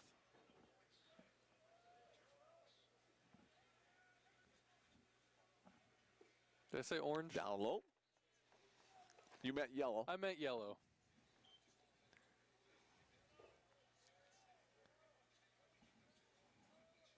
Jordan, one of the California guys on the squad. That one's lined. And a great jumping catch by the shortstop Soya to rob Jordan of a base hit. So one play showing his range, that play showing his leaping ability. Xavier Soya. Brandenburg didn't hit that ball softly either. That was another laser. A line shot speared by Xavier Soya. Here's second baseman Rafael Nakandakare. Rafael, a native of Brasilia, Brazil. He did the PA for us one time, a couple weeks or so ago before he was eligible to play. Did a nice job with that. Little chopper, going to be a tough play at the third base line. Rafael legs it out for the infield hit to keep the inning alive. Rafael speaks his native Portuguese. He also speaks English and Spanish. Man of many talents. Yeah. Now batting the left fielder, I can almost speak English all the way. Elijah Tanner next up for the Bruins.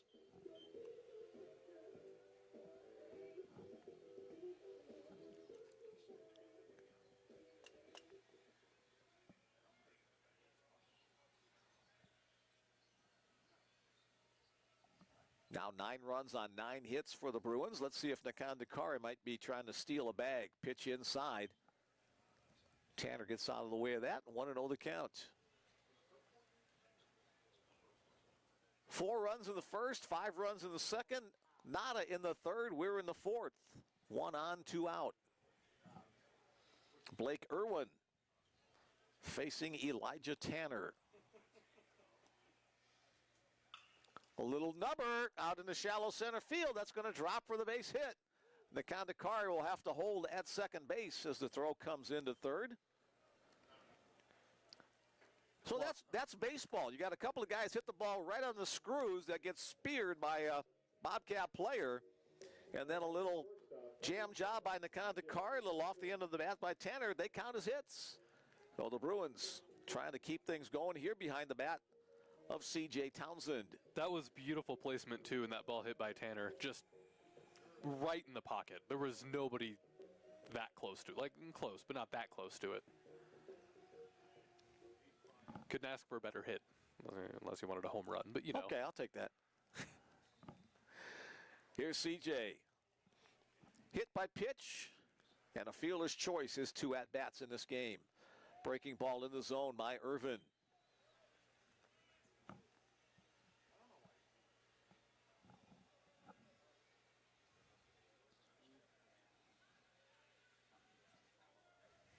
The wind is starting to get a little sporadic.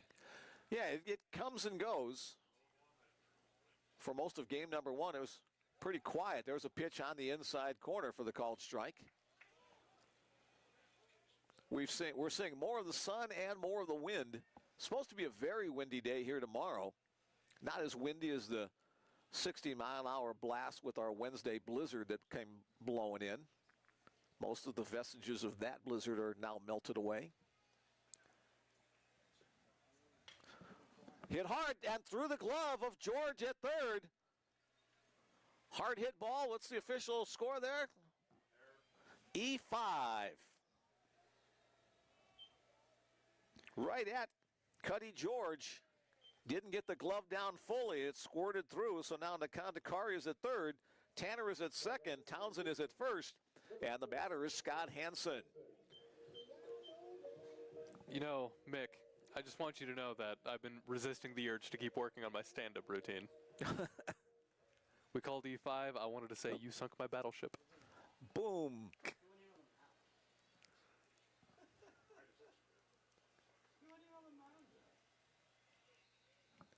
Hansen back in the batter's box as Irwin makes the delivery. Nice play by the catcher Rivera to keep that in front on the pitch wide of the zone. Bruins have already scored 1 run on a wild pitch in this one.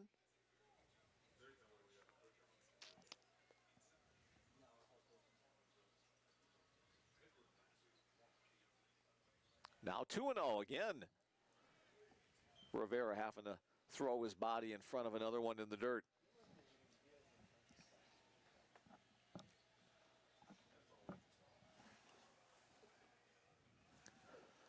Just turned 5 o'clock here in the Central Time Zone. Oh, hey, look at that.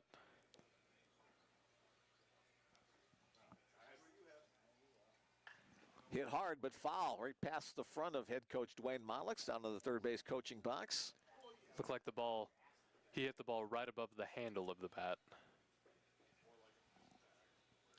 He'd love to square one up into a gap or get 1, 2, or 3 of his teammates across the plate.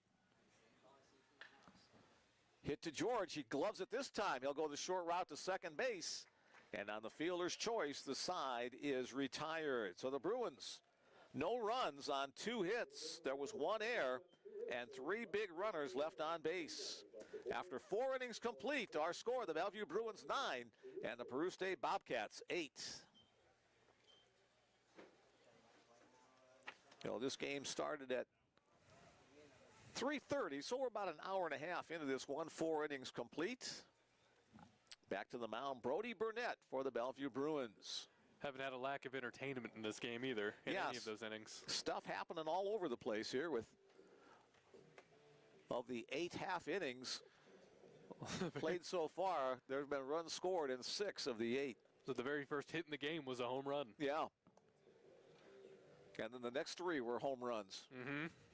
3 of the next 4, excuse me, were home runs by the Bruins to counter. And then the Bobcats started getting their home run strokes as well. So 6 home runs in this game, 3 by each team so far.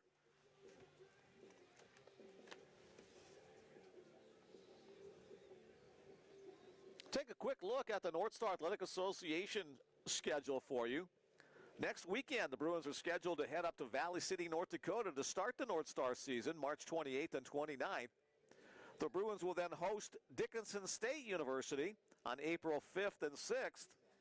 Then they'll host Mayville State University out of North Dakota on April 11th and 12th. The Bruins will head up to South Dakota on April 18th and 19th to take on Dakota State. And the regular season comes to an end when Jamestown comes to visit on April 25th and 26th. That's the North Star Athletic Association baseball schedule upcoming for the Bruins starting next week. Leading off the top of the 5th inning, third baseman Cuddy George. Slider from Burnett, called strike 1, right down the heart of the plate.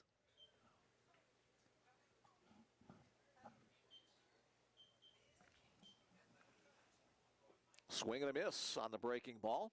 0-2. Bruins hoping to take 3 out of the 4 games in this series against Peru State.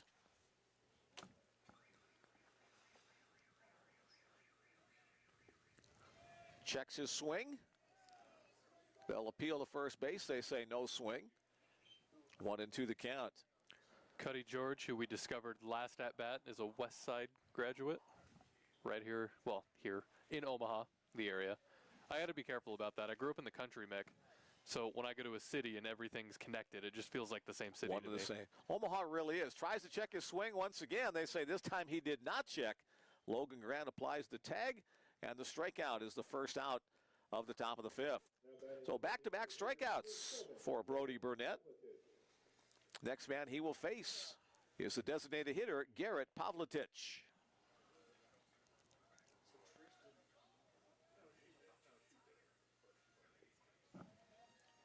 Pitch low, ball one.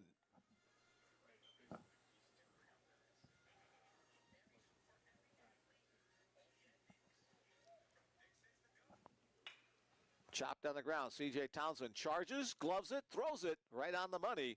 6-3 on the play. There are 2 outs in the inning. Pavletich retired. It's Garrett Pavletich, his brother Dylan Pavletich, also a member of the Peru State squad. Dylan, a pitcher. Jonas Mears Richmond steps to the plate. The Bobcats have not gone down in order at all in this game. Opportunity right here for Brody Burnett to accomplish that feat. Starts off with a fastball, strike one. Most of the crowd still hanging around today for this doubleheader. I don't blame him.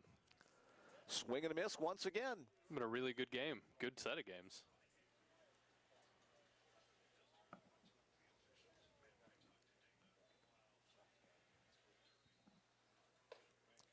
Upstairs, 1-2. Starting to see the shadows creep out across the third base line. Brody Burnett still in the bright sunshine on the pitcher's mound. Intermittent shadows at home plate. That pitch blocked up, 2-2 count. Right field, now the Sun Field here at John Stella Field at Brown Park.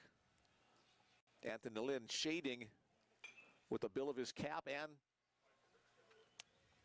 his hat and his and his sunglasses on as well. So at this point, right fielders hope there's nothing that hit right at that horizon line on the hill to the west of Brown Park. Strike 3 call right down the middle of the plate. Brody Burnett. There we 2 go. strikeouts in the inning, 3 through his 2 innings of work. Retires the side in order. 9-8 our score. Bruins lead it by 1 as we head to the bottom of the 5th inning.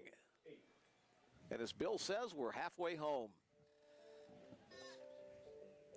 New pitcher for Peru State, number 23, Dylan. Oh, we just talked about the Pavletich brothers. Good timing. Oh, Here's Dylan. you called that one. Good guess, huh? Dylan Pavletich. New pitcher, number 23. Yep. Now on the pitch for Peru State, number 23, Dylan Pavletich.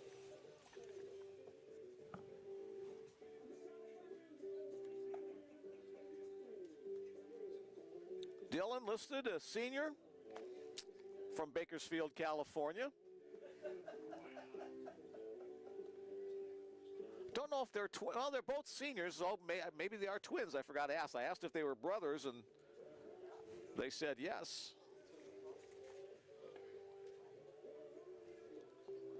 So Garrett had a good day, or did not have a real good day to start this one. Let's see if Dylan can do any better. Dylan, a pretty high ERA at 18.47. First man he will face, a dangerous hitter, first baseman Steve Elsner. Leading off for the Bruins, the first baseman, number 36. Steven started his college career at the College of Marin in the San Francisco Bay Area, Marin County. 2 for 3 in this one, a home run and a single. First pitch swinging, got out in front of that a little bit, fouls it out of play. A home run and a double in game 1, a home run and a single here in game 2, and I think Steven might have injured his lead arm a little bit there on that swing. And now Dwayne Mollix is going to come talk to him, either the elbow or the wrist, as he took a long walk out of the batter's box. Now he'll talk with Dwayne Mollix. He's a player you do not want to lose to injury. And now one of the members of the training staff coming out as well. Steven wears a protective pad on that wrist. That's to protect against pitch balls coming inside. I don't know if he had a previous injury there or not, that he wants to be a little overly protective of that area.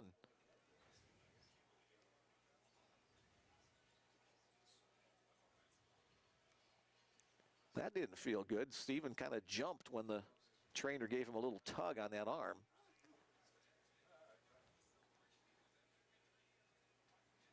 Hopefully things are in working order. He continues to shake that left arm, that lead arm. And now it looks like Coach Mollix and the athletic trainer will talk in private without Steven hearing. Yeah, it looks like Steven's going to give it a go. All right.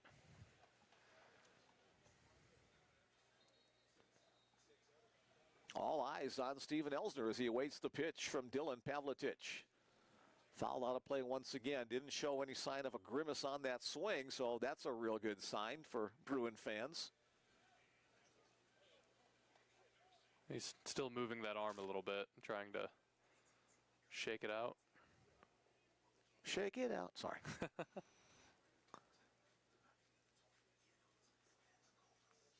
Breaking ball low and away. Now 1-2.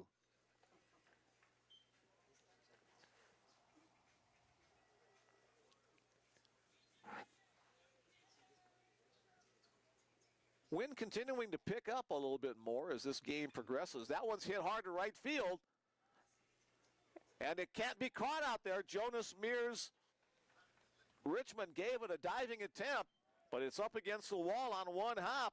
And bad wrist or not, Steven Elsner drives a double to right field to start this inning off. Excuse me. Well, that is a good way to rest that wrist. Just hit the ball, get on base, and you don't have to mess with it for a bit. A tailing line drive that Mears Richmond had some trouble getting to, made a valiant effort on it, couldn't corral it. And so another double for Steven Elsner. Makes that his second double of the day, the 11th double of the year. And Logan Grant steps in. I do like to see that. I like seeing outfielders try to dive for the ball. He was near the fence when he did that, so fortunately for him, it was near the fence. He was able to retrieve it pretty quickly. Swing and a miss on it, looked like a changeup from Pavletich to Logan Grant.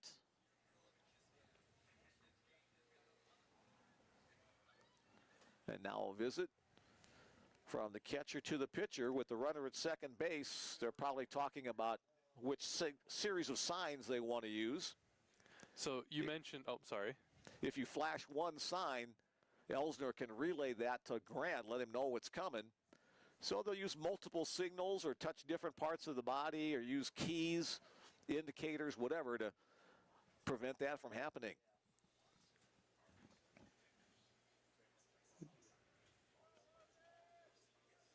Elsner with a relatively short lead. He'll get his secondary lead with the pitch. Grant fouls that one out of play over the third base dugout. You mentioned when Dylan Pavletich first came in, he was sporting an 18.47 ERA. Most of that, I believe, comes from his home runs, which he's given up 7 so far this season. In how many innings? 12 and 2/3. Yeah, that would account for it. Pavletich looks at Elsner. Fouled away by Grant at home plate. He'll stay alive. Count remains 0-2. Logan coming into today's action hitting .342, a .442 on-base percentage, and a .671 slugging percentage.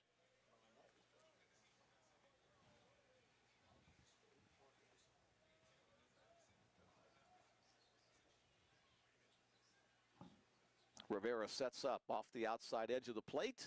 Pavlitic goes there, misses by about a foot, just a bit outside.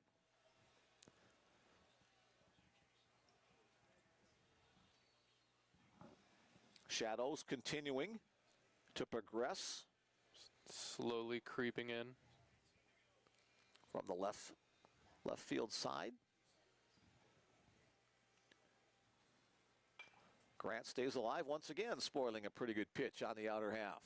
I know we missed the sun, but I'm sure the players in the outfield didn't miss it one bit.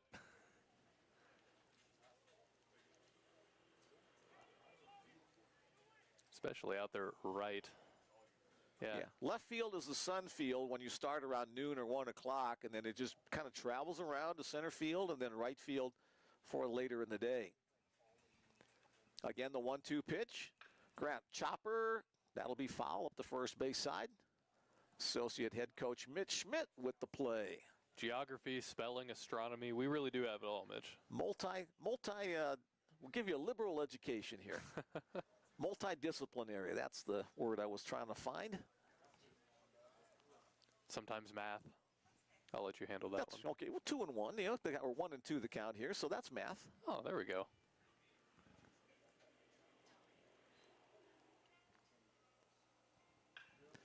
Again, a foul ball down the right field side.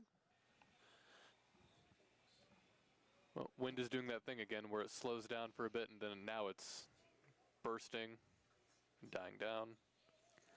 It's erratic. Kind of shifting a little bit, too. It's kind of out of the southeast when we started. Now it's kind of moving more to the south, and I think they said tomorrow it's supposed to come hard out of the north, so that'll be a cooler and windier day. Glad we're getting the doubleheader in today. Yeah, me too. Again, the 1-2 pitch. Here it comes.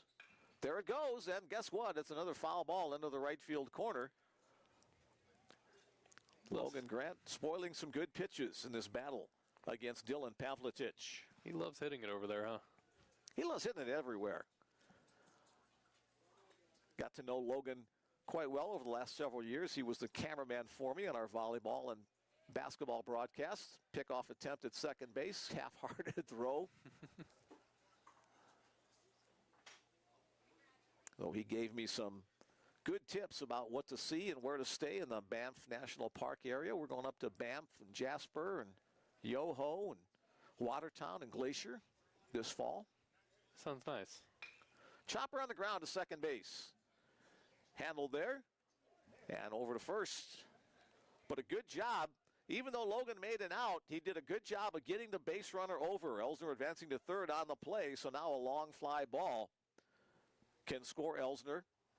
So you gave up an out, but you advanced the base runner. Let's see how Peru State plays their infield. They looked like they were going to play it in.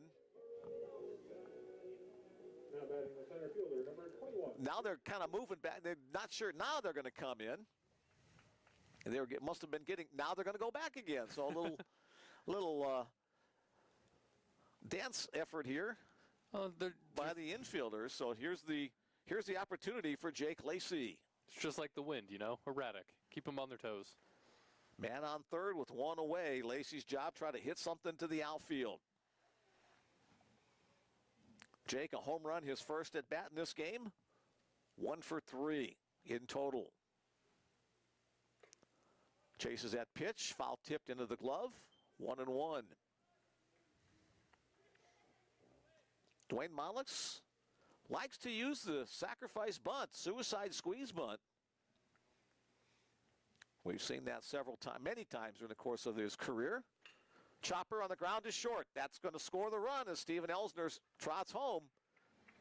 Soya makes the play across the diamond, 6-3, but an RBI for Jake Lacey makes it a 10-8 game. So a nice job, a tip of the cap to Logan Grant for moving the runner over, and to Jake Lacey for getting him in, scoring the run without the benefit of a hit. Now it's Anthony Lind. Sometimes you just got to hunker down in the trenches. Grind out runs the old-fashioned way. First pitch to Lind is low.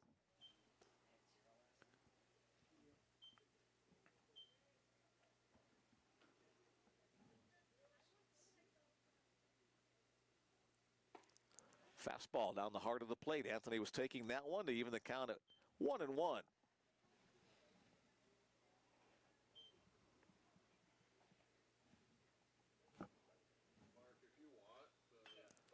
Lined against the screen, 1-2. Again, congratulations to Anthony Lind for being the recipient of the inaugural Peyton Higgins Memorial Scholarship.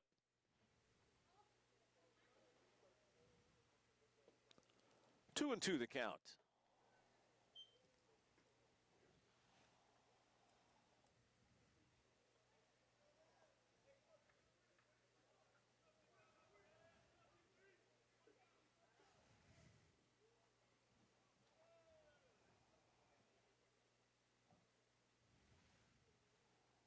Breaking ball. Oh, top of the zone, called strike three.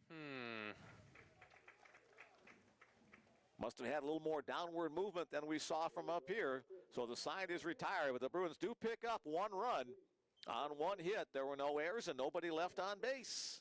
After 5 complete innings of play, the Bellevue Bruins 10 and the Peru State Bobcats 8. Kind of trudging along this afternoon in game number 2. Started out pretty fast, and then it's just, like I said, he just kind of dug into some trenches and making the slow grind. Well, when you score 18 runs and almost 20 hits, the games take a little while to get going. So Bruins have found some success behind relief pitcher Brody Brunette as he's back on for his 3rd inning of work.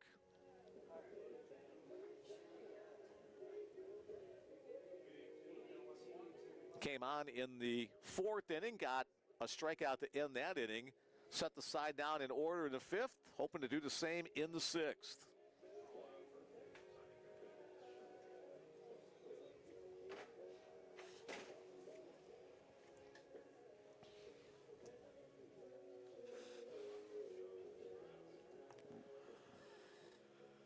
Peru State College, the campus of 1,000 Oaks. The campus of 1,000 Oaks. Very, very beautifully, not decorated, but there's so many oak trees on campus there. Adorned with oak trees. Yeah, there we go.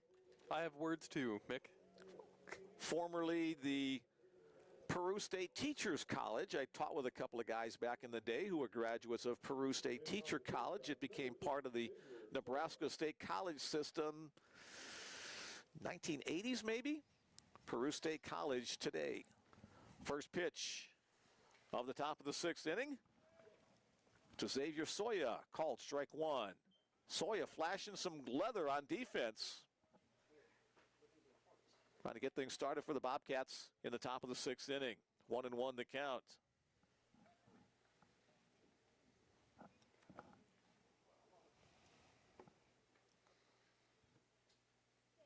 A couple of guys on the Peru State roster from Bayamon, Puerto Rico. Soya being one of them. Gustavo Rivera, the catcher, also from Bayamon. 1 ball, 2 strikes to count.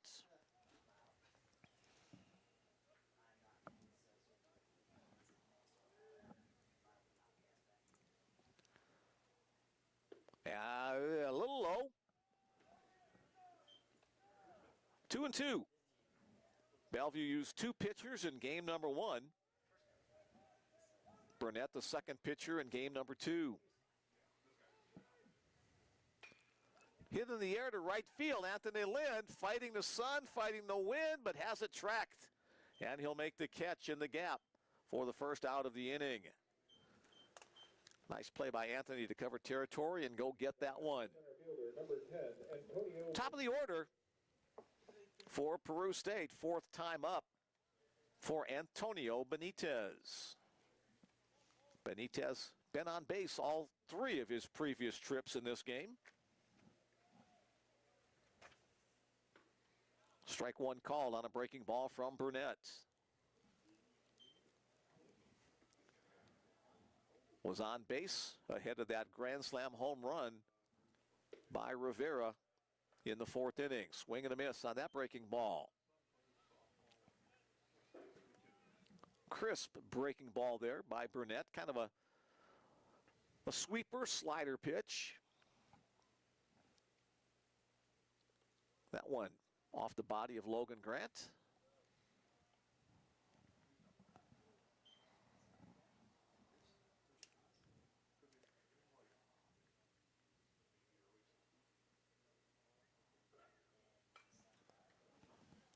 Benitez stays alive, following that back to the screen.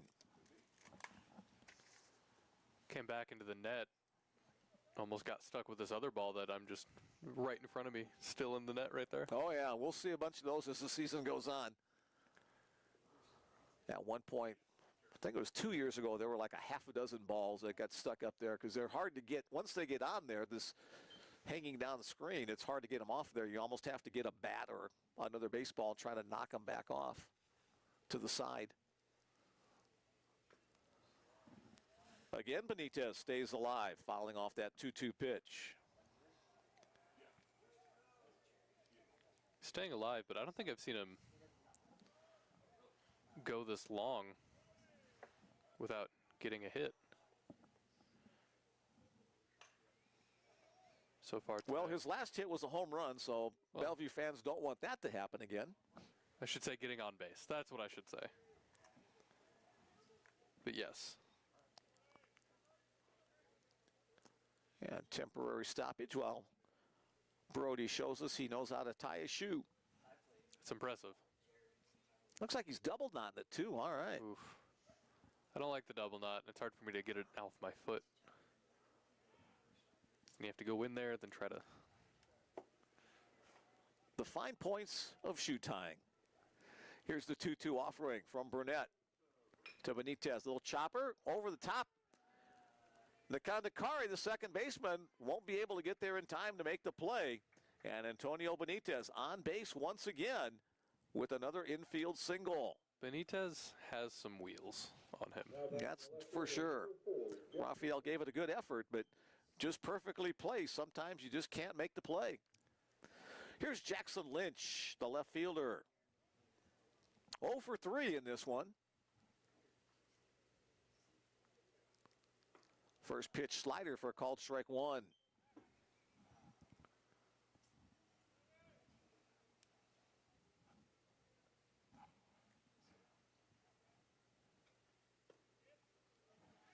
Throw it down to first base. Benitez back in time. Benitez had a stolen base in game one, but also was caught stealing in game number one. Hasn't really had an opportunity to try again since.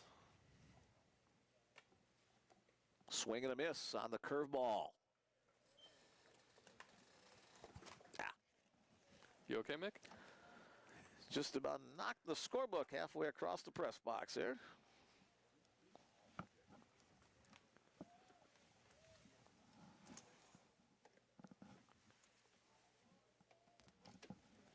Let there be power. Throw over to first. The second assist today goes to Mick for helping me plug in my computer. Scratching each other's backs. Benitez with the good lead at first. He'll hold there. The breaking ball misses wide. 2-2 the count on the two-hole hitter, Jackson Lynch.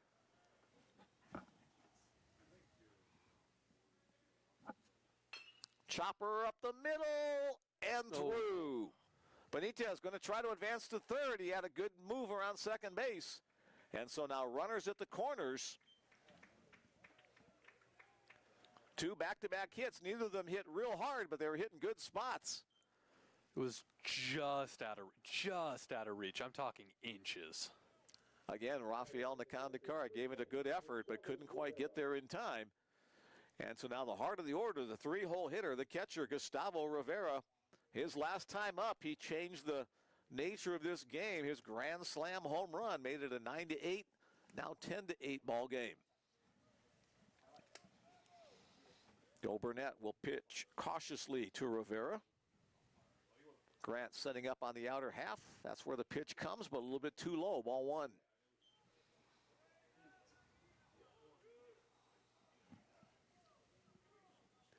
Hearing some chirping coming from the right side here. Low once again, now 2-0. We do have action in the Bellevue bullpen. We can't see who it is, but there's somebody down there throwing. Burnett's done a good job since coming in. A little difficulty here in this inning. A little bit upstairs. Rivera holds his swing. Now a 3-0 count. Let's see if he has the green lights. If I'm coaching, I'd give it to him. Got to be a perfect pitch. And home plate umpire didn't like that one. It looked, again, we can't tell up or down. It had the plate, but apparently down low, so Gustavo Rivera will draw the walk. That'll load the bases. And let's see if we've got a courtesy. Yep, as soon as a thought came out of my head, the courtesy runner is number 6, Aram Betancourt. And now the Bruin infielders will converge at the mound to talk things over.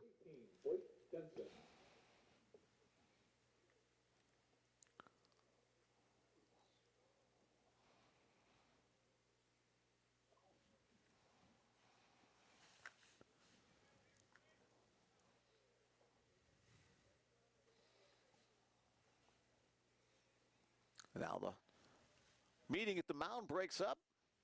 Every infielder back to their position. Logan Grant back behind the plate. 1 out, bases are loaded. For second baseman Blake Denson.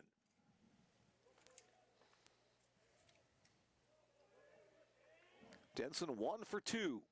The pitch from Burnett. Nice job by Logan Grant blocking that one up. Squirts to his right, but he's Johnny on the spot. And that pitch will bring Dwayne Monlux out of the bullpen. He's going to make the move out of the dugout to the bullpen, and that'll be it for Brody Burnett. Brody did great to finish off the 4th, the 1-2-3 5th, but runs into some trouble in the 6th. Is called the bullpen. We'll bring in another right-hander for the Bellevue Bruins.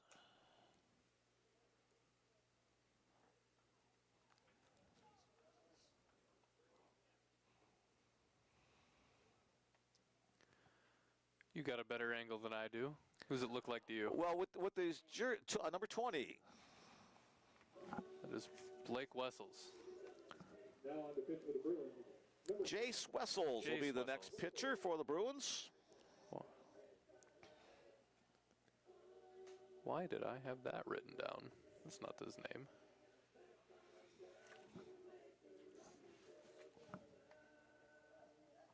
All right, Jace, the senior right-hander out of Clarkston, Washington, 6'2", 210-pounder.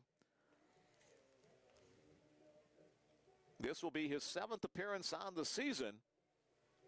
Started 1 game, the rest in relief. He's thrown 12 2/3 innings on the season, a 5.68 earned run average.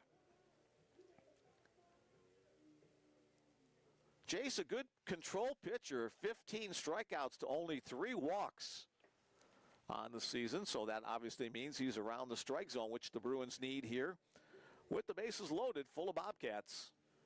We're in the top of the 6th inning. 10-8 our score. Bruins on top by 2 in this slugfest that has already featured 6 home runs, 3 by each team. Wessels is a pretty solid choice here if you want somebody who can help kind of reel the game back in for you.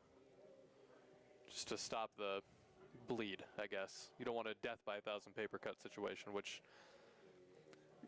the Grand Slam was more than a paper cut. Yes, but that's a big paper cut. And hopefully it doesn't happen again here as we're ready to go.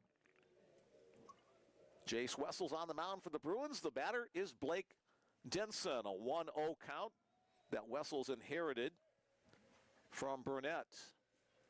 Bruin infielders at regular depth up the middle, in a touch at the corners. Breaking ball misses away. Bruins picked up 1 run on a bases loaded walk earlier in the game. Try not to have that happen right here. There's a pitch on the knees for a called strike.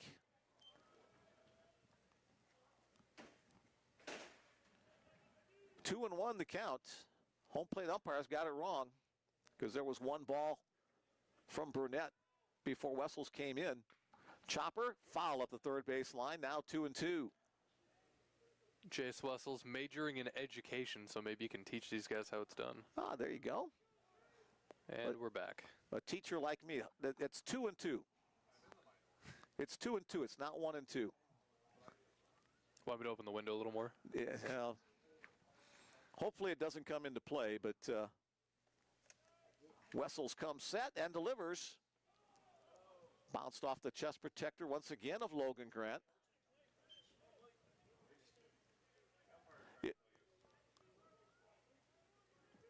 If he only thinks it's 2-2, that's to Bellevue's advantage, so. No. It is definitely not. I'm surprised Peru State hasn't said something. They may not be aware of it either. It doesn't matter. It's the swing and the miss by Blake Denson. The strikeout, that comes in huge for the Bruins as Jake Wessels comes in and gets the K.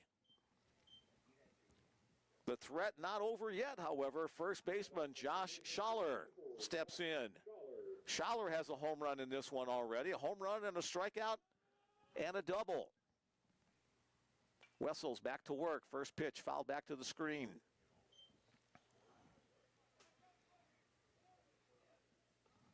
Bruins able to play their infield back a little bit to cover more territory now with 2 outs. Force out at any base.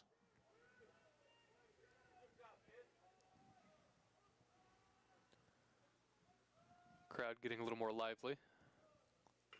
Chopper to Hopper. Steven Elsner gloves it and steps on the base. And Jace Wessels comes in to work out of trouble for the Bruins.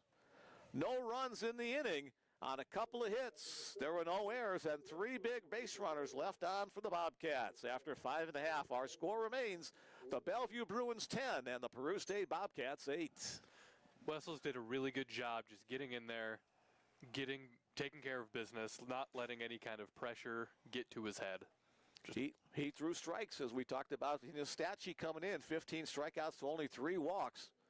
So getting the job done as the southpaw will toe the rubber for the Bobcats. Let's pick out his number. Number 26. Brenton Pitt.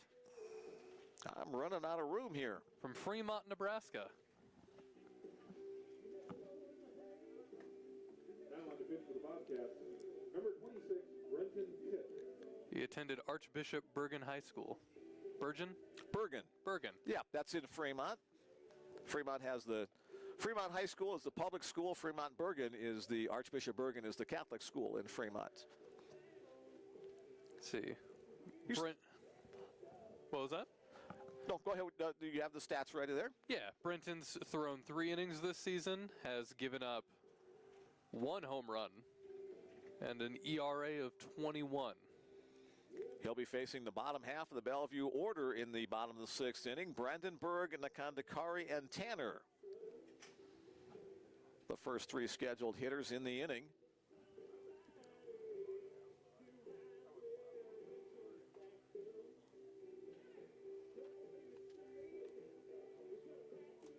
Used to do some radio broadcasting for the Fremont schools, Fremont and Blair area. I'm biased, but I think radio is the best thing ever invented. There we go, since you work there along with Jimmy and John.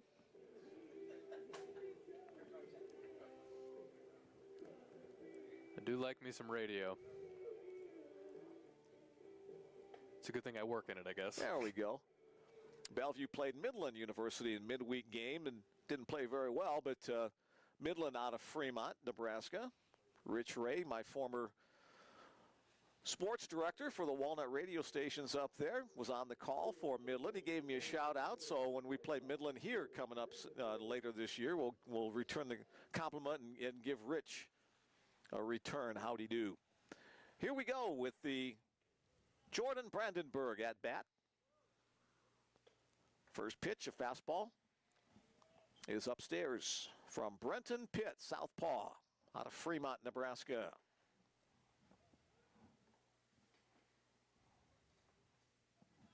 Jordan 0 for 3 officially today.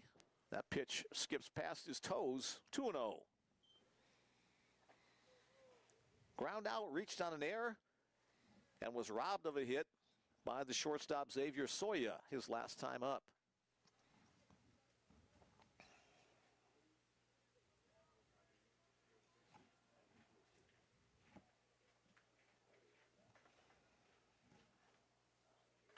Had a good hack at that, but fouled it straight over the backstop, out of play.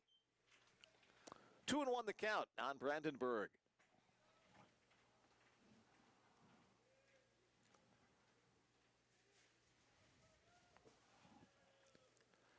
Jordan hitting .294 coming into today's action. On the outside, Black for the called strike. Pitt up on the mound there. He's exuding of intense focus. He is locked in.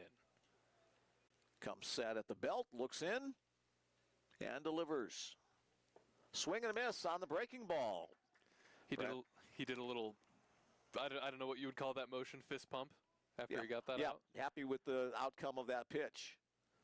He took a deep breath and breathed out right before that last throw, too. Now batting the second baseman, number 2. Here's Rafael Nakandakari. Rafael with a hit his last time up. 1 for 2, a ground out, a hit by pitch, and a base hit. Bruins trying to provide some more insurance for their current 2-run lead. Again, this game number 2 is scheduled 9-inning contest, so we still have a ways to go.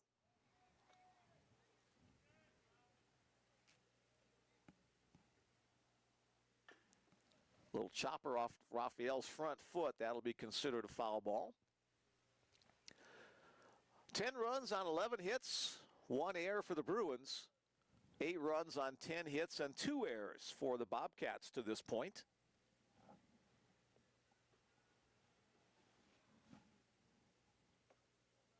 Adam Watts getting a workout, running the scoreboard with all those numbers up there today. Nakandakari foul tips that one. Got a little piece of the body of the catcher, Gustavo Rivera.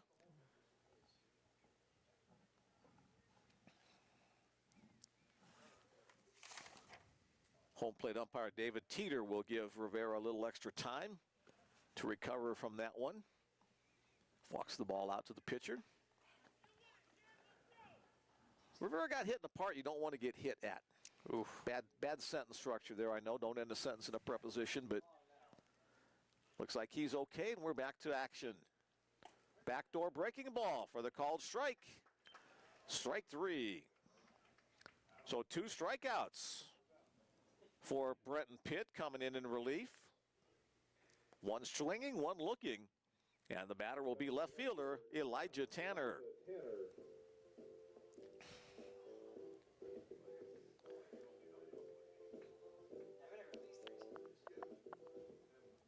Said Pitt just has this focus about him, and as he decides what to throw, his arm's just kind of dangling with the ball.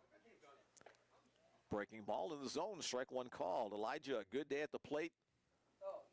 2 singles and a bases loaded walk for an RBI. Trying to keep his day perfect with a base hit or reaching. Fouled. 0-2.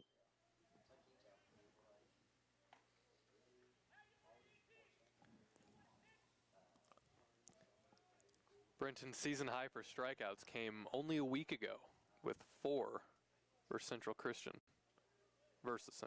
I'm trying to get better about the versus thing. There you go. Central Christian out of Kansas. That one's hitting the air to the right field side. Right fielder on the move, fighting the sun, and he'll make the play. A nice catch out in right field by Jonas Mears Richmond to stay with one, battling the sun, and he'll make the catch to retire the side. A 1-2-3, bottom of the 6th inning for the Bruins. We're 2/3 of the way through this. And our score remains the Bellevue Bruins 10 and the Peru State Bobcats 8.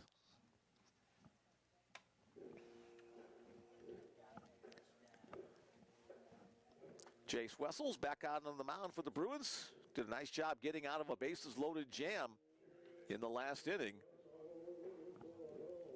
3 innings remaining in today's contest. Bruins hoping to go 3 out of 4 this weekend with wins. Peru State trying to sweep the doubleheader today after being swept yesterday. Right now, it's all just about playing smart ball. Bellevue's only up by 2 runs, anything. The wind could blow the wrong way, literally or metaphorically. Bruins a good defensive team. They haven't given up a lot of unearned runs today, so that grand slam home run resulting in 4 unearned runs, that was an aberrance on the season.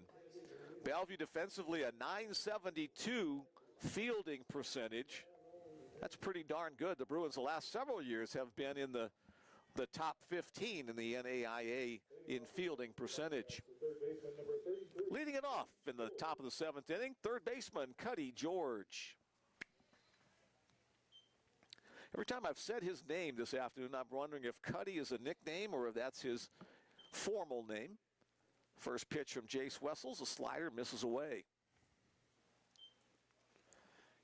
George is 1 for 3 in this game. A single his first time up. Fastball, strike 1, 1-1.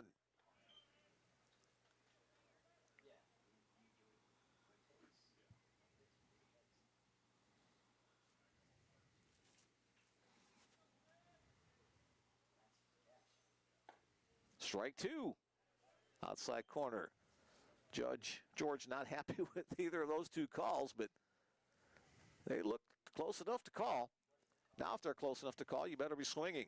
He's right up on the inside part of that right-hander's batter's box. Tries to check his swing. No call from the umpire.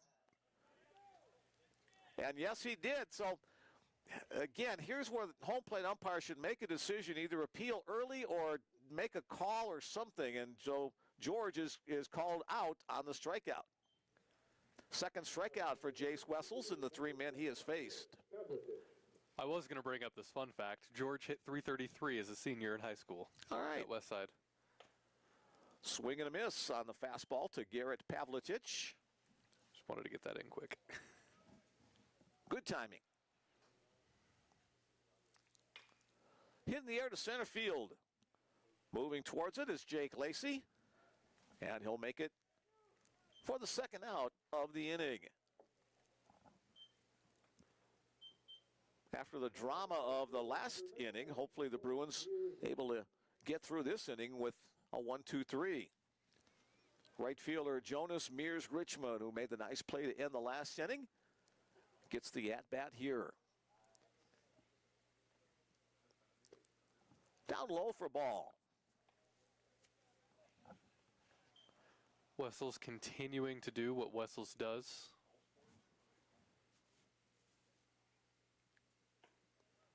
Strike on that outside corner again. Both ways, umpires have called a generous outside corner all afternoon. In both games, actually. Tries to go inside with that pitch. Now 2-1 to count on Mears-Richmond. Hyphenated name, Mears-Richmond.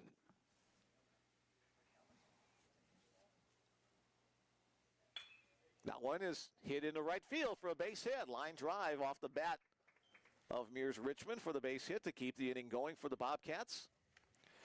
And that'll bring to the plate the 9-hole hitter, the shortstop, Xavier Soya. Soya 1 for 3. Number 2, Xavier Soya.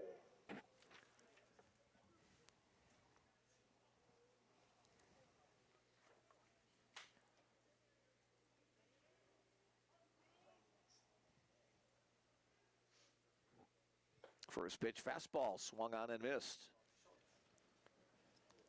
Sawyer, like most of the Bobcat batters, their back foot right on that back chalk line. I know it's not chalk, but the back line of the batter's box. Breaking ball misses. Again, thanks for joining us today on Striking Out Cancer on Peyton's Day, honoring the legacy of Peyton Higgins. Again, a swing and a miss on a good heater from Jace Wessels. Every player from Bellevue sporting the name Higgins on the back of their jerseys in celebration. Those are the jerseys they usually wear during batting practice and then make a change to other jerseys during the game. That one gets by out into right field. The runner will hold at second, so back-to-back base hits by Soya and Mears Richmond put runners at first and second with 2 away and bring up the Bruins' nemesis, Antonio Benitez, at the top of the order. Now batting the center fielder, number 10, Antonio Benitez. Benitez has been a thorn in the Bruins side all day. Has scored 3 of the runs, 3 of the 8 runs for the Bobcats today in this game. He also just always finds a way to get on base. Top of the zone, called strike 1 on the fastball from Wessels.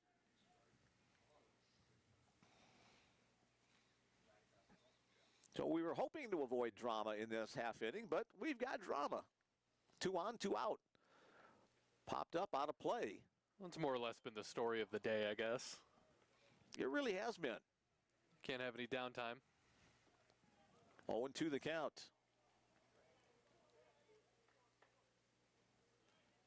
Benitez led off this second game of the doubleheader with a solo home run on the first pitch. Been a crazy game ever since. Wessels will step off his first disengagement. Benitez really did set the tone of the game.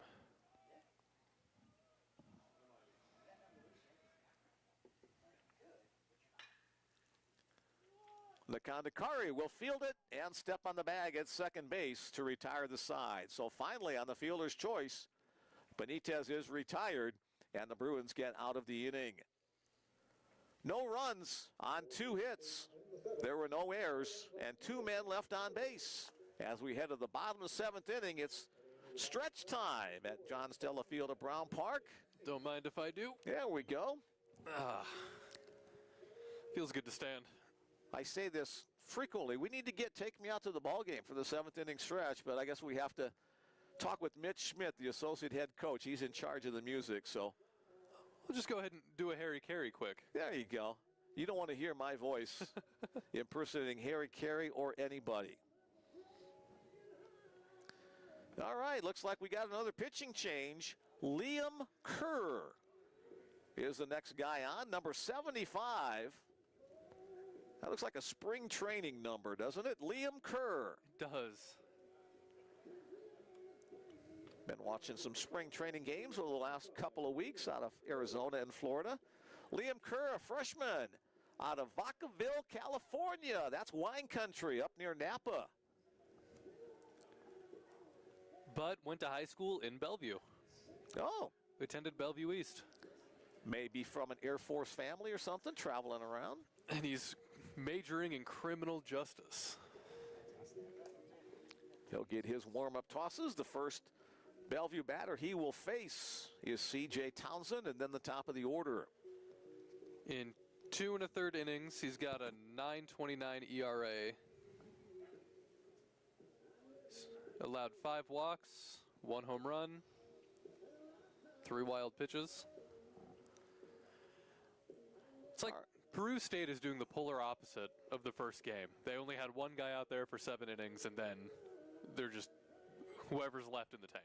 Garrett Pavlitic was a starter, and since him, we've had 2, 3, 4, 5. This is now the 7th pitcher an inning. I know that wasn't really designed that way, but that's the way it's shaken out. Did you get any room left in your book? Because I ran out a while ago. I'm down here, so now I'm just going across, and then we'll just make it as complete around the world here. All right, here's C.J. Townsend to lead it off for the Bruins. Again, Bellevue would love to get a little bit more insurance. 2-run lead right now at 10-8. But a bloop and a blast would tie it up. Here's C.J. First pitch, a little tall. Ball 1. Again, hi to his family listening in out in Oregon. My wife and I took an Oregon vacation last September. What a beautiful state. We saw waterfalls, we saw mountains, we saw beaches. We saw Portland, which was not on the same level as the mountains and the beaches and the waterfalls, but Not even close. 1-1 the count on CJ. We didn't get to Eugene, though, or Eugene. Swing and a miss. 1-2. Well, it's no Oregon, but I think next weekend my girlfriend and I are going to make the trip to go see the Sandhill Cranes. I've never seen them before. Oh, yeah. My son went to school out in Kearney and Hastings, kind of split his time there, so we saw them when we would go to visit him or take him back after spring vacation. Popped up on the infield, third baseman Cuddy George is calling for it, and a couple of strides into foul territory. He will make the catch for the first out of the inning. I think that was the most organized they've ever had somebody go out into the foul area to try to catch a ball. The rest of the time it's been crazy ventures there at full speed. So a frustrating day for CJ. 0 for 5 in total. The Bruins back to the top of the order. Third baseman Scott Hansen.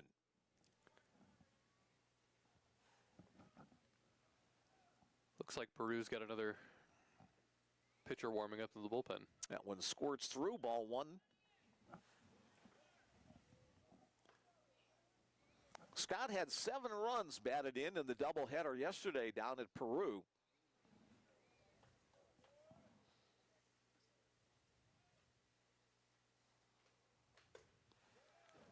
Called strike. 5 for 8 days, 7 runs batted in, 3 runs scored. We'll love to cross the plate at least one more time here this afternoon for the Bruins. A little bit of insurance doesn't hurt anybody. 1-2 now the count. Scott 1 for 3 in this one. Single and a base on balls. He scored 2 of the 10 runs for the Bruins. Misses down low. 7 of the 9 Bruins have scored in this contest. Looks like the shadows are starting to finally make their way over, creeping. And a nice job there by Scott Hansen. The pitch inside, he just basically took one for the team there to become the base runner with 1 out. That takes some dedication to the cause.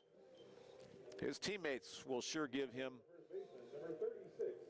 an appreciative nod for that. That'll set the stage for first baseman Steven Elsner. I remember last time he was at the bat, he was having some issues with his left arm. His left wrist area. Left wrist. And then doubled it off the right field fence. So let's see what happens this time. Lays off that. Oh, that pitch called on the outside corner. We've been saying that all afternoon. Outside pitches have been very generous. 0-1 the count.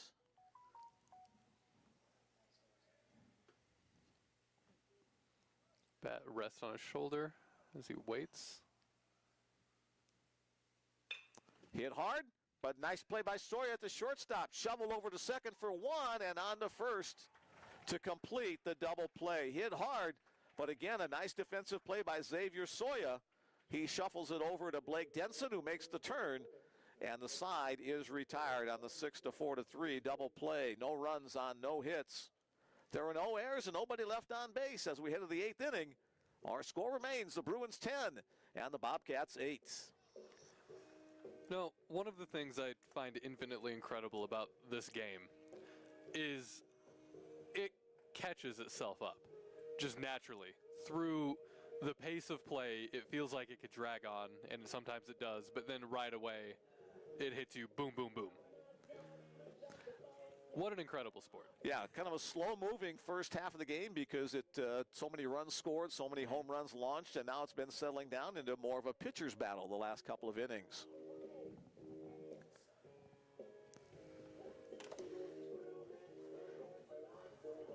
Two, 3, 4-hole hitters. So I'll be the first to face Jace Wessels as we head to the top of the 8th inning. 6 more outs for Peru State to try to catch up the 2-run deficit. Brady Toth got the start for the Bruins. He was relieved by Brody Burnett. And now Jace Wessels.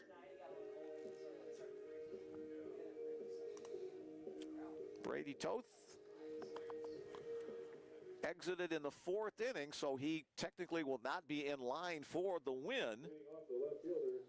Brody Burnett right now has the possibility of doing that. Jace Wessels, if he completes the game, would get a save. All that remains to be seen as we have 6 outs to go. As the first pitch, a called strike on Jackson Lynch. Strike 2, swing and a miss.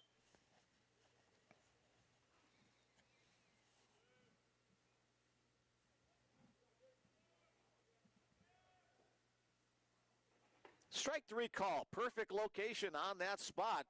Jackson Lynch expecting something off the plate, but that had a good chunk of that outside half for the call. Strike 3. Jace Wessels picks up his 3rd strikeout.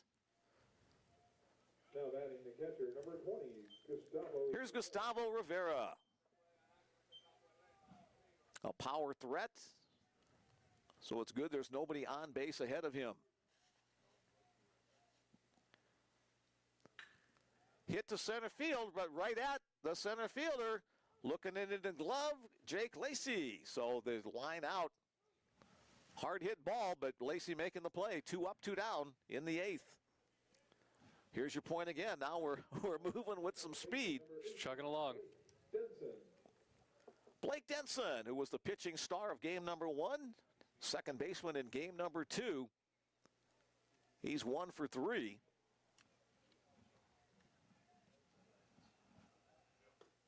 Breaking ball misses wide. Bobcats actually out-hitting the Bruins 12-11, but the Bruins, where it counts the most, 10-8 lead in the runs. Nicely located fastball once again, outer half.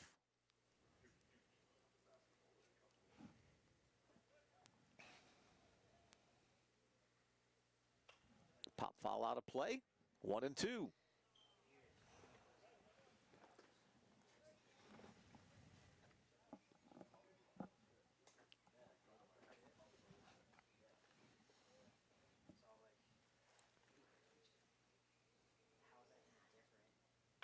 Little changeup that time. One hopper to Scott Hansen at third. Across the diamond. And a quick 1-2-3, top of the 8th inning is in the books. The score remains 10-8. Bruins up by 2. As we head to the bottom half of the frame, it'll be the middle part of the Bruin order. Logan Grant, Jake Lacey, and Anthony Lind. Nice job by Jake Wessels there. The tone of the Bellevue defense has really changed after Wessels came out. I don't know if tone's the right word, but the momentum, there we go. The momentum has really shifted since Wessels had come out. He throws strikes. He that does. Keeps the defenders on their toe. It works pretty quickly. And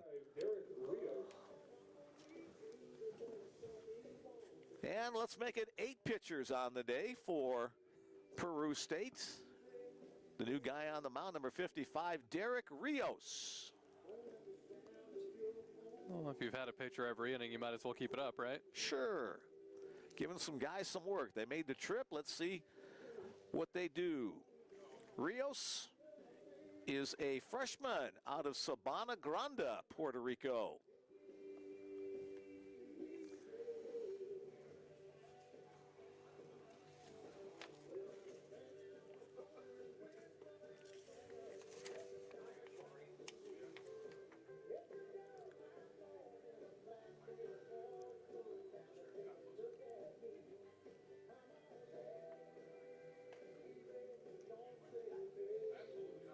Rios has thrown 13.8.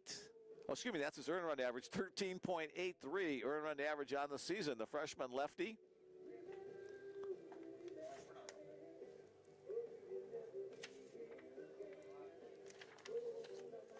And again, the Bruins trying to get a little added oomph to their 2-run lead. The name Sabana Grande, Great Plains, more or less. It gets its name because of the town, municipality. That was a hard word for me to get out. Big plain area of Puerto Rico. Leading on for the Bruins, the catcher, number 10, Logan Grant.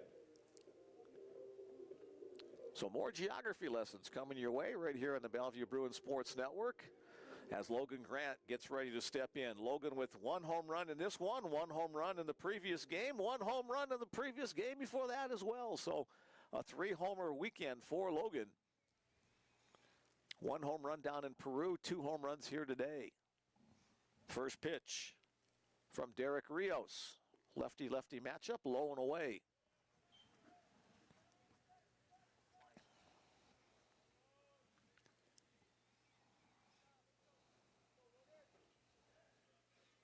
Third year in the program for Logan. Started his college career at Bismarck State. I'm getting hungry. That's why the steak came out instead of steak. There's probably some pizza still around somewhere. Bismarck State will be part of the Frontier Conference next year when the Bellevue Bruins join that new conference alignment. 1-1 pitch. Logan kind of wanted to check his swing, but couldn't check it. Wanted to. He's laughing at himself at that swing. When you make a swing like that, it's better to swing and miss than to try to hit just a little dribbler and ground out to an infielder. 1-2 the count. Now 2-2. Derek Rios, another product of a baseball academy. This one, I'm going to butcher this, Albergo Olimpico baseball academy. I know the Kansas City Royals were one of the first major league teams to have a, foul back to the screen, have a training camp down in Latin America. That was back in like the 60s or 70s. Frank White was one of the premier guys that came out of an academy like that. And some of the schools, some of the local baseball programs will run academies like that as well. Logan awaits. Fouled out of play once again. Logan spoiled a lot of pitches. It was his last at bat, I believe.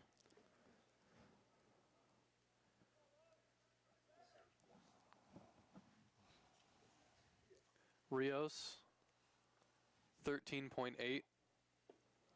Now a full count as that one bounces in. ERA in 13 2/3 innings.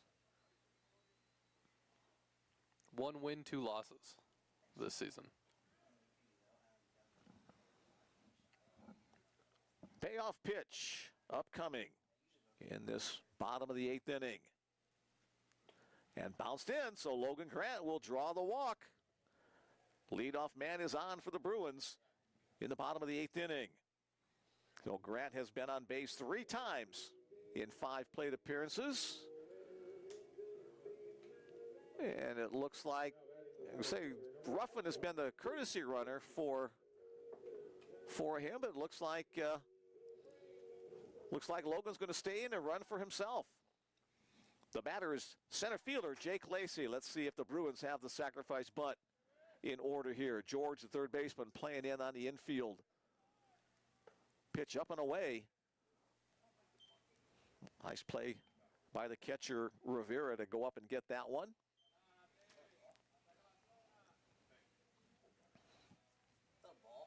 Yes. So ideally, you want to bunt the ball up the first base side. Don't bunt it at the third baseman to allow him to make a play. Lacey again shows bunt early. Pulls the bat back as the pitch again goes up and away. So Rios coming on, walking the first batter he faces, and now falls behind 2-0 on Jake Lacey. Looks like right field is once again shadowed, so they don't have to worry about battling the sun for the rest of the game. Grant with a short lead at first. Again, Lacey squaring early. Pulls it back. That one a called strike at the top of the zone. Cuddy George makes his way back to closer to third base.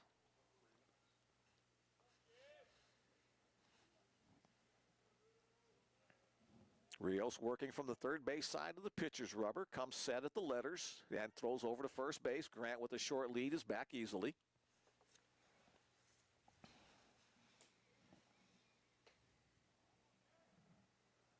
Kind of moves his shoulders to loosen up a little bit. Let's see if the bunt is still on. George is backed up, back to close to his normal position. Lacey swinging away, had a healthy cut, but came up empty. Now 2-2. Now George can move back even further, deepening up his position at third base.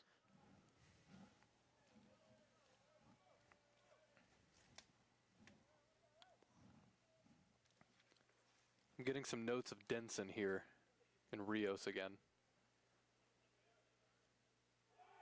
Grant takes off, has a good pitch to steal as it comes in near the feet of Jake Lacey. So Logan Grant showing some speed.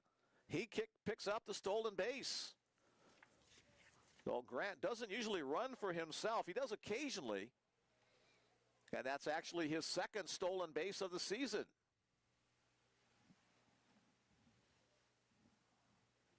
So now in scoring position, Lacey wants to make contact, hit it to the right side if he can, or hit it over the fence. He does go over the fence, but it's way foul. Jake, a part of that trio of home runs in the first inning.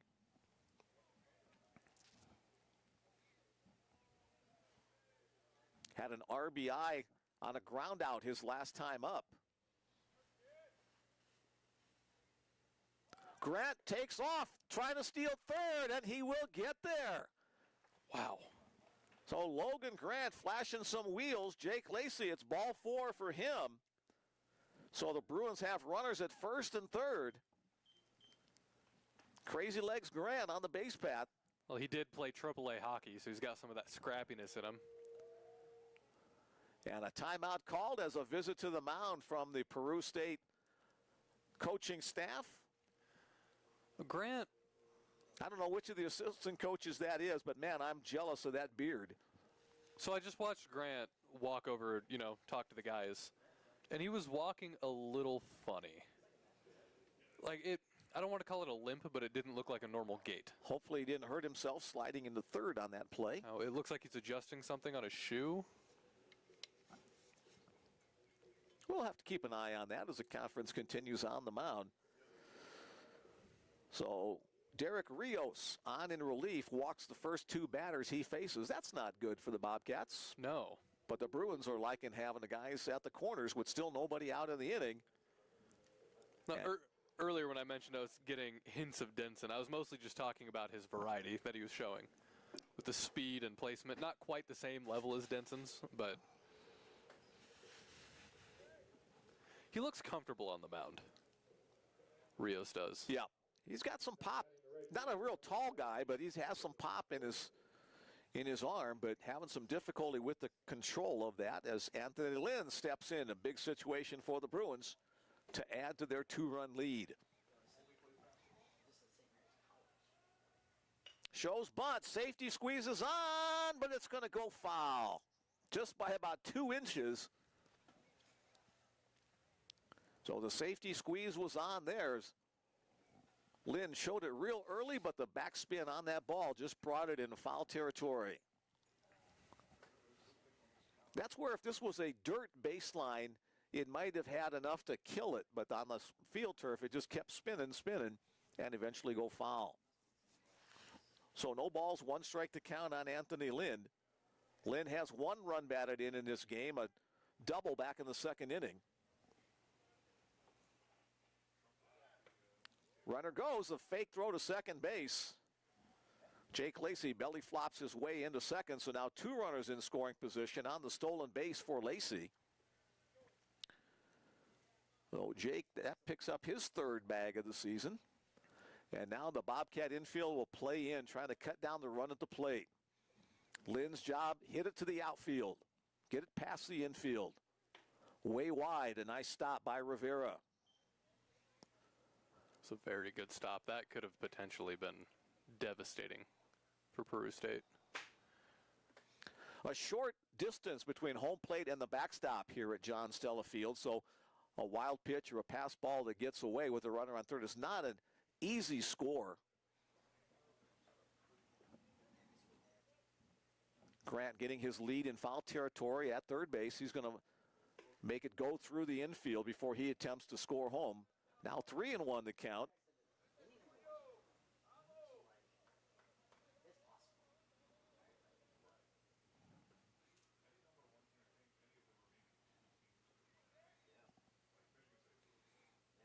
Rios looks in, gets his signal from Rivera.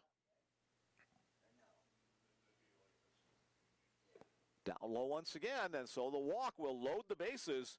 3 consecutive walks from pitcher Derek Rios. gives the Bruins a golden opportunity to add their lead. 22, Aiden Macaris. Another trip to the mound will probably have another pitching change here, and the Bruins will have a pinch hitter as well. So Rios departs, and we'll have the 9th pitcher of the game for the Bobcats. 51.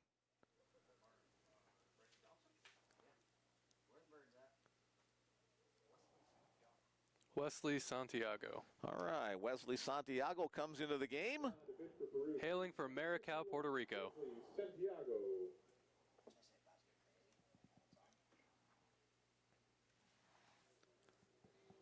Peru State's always had a connection to Latin American players. Don't know what it was when it got started or how it continues to be, but in the many years I've covered Bellevue baseball and they've played Peru State, it's been a definite influence on where their players come from. So Wesley Santiago will come in and try to shut things down for the Bruins, but he's in a world of hurt. No outs, and the bases are loaded. And when we get back to the action, pinch hitter Aiden Macaris will be the batter, filling that DH spot.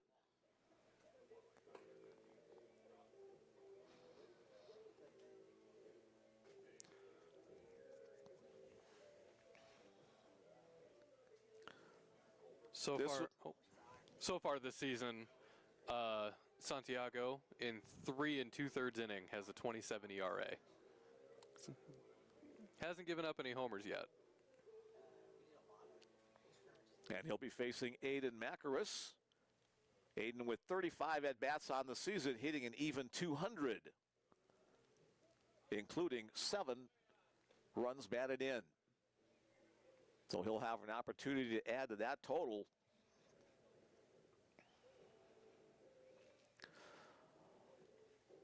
I would assume Peru State's going to keep their infield in to try to cut down a run at the plate.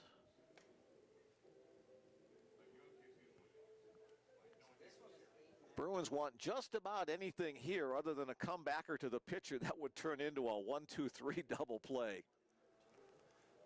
They've set themselves up pretty nicely. And as expected, the infield comes into play as Aiden Macaris will step into the batter's box for the Bruins. Aiden, one of the new guys on the squad, Okotoks, Alberta, his hometown.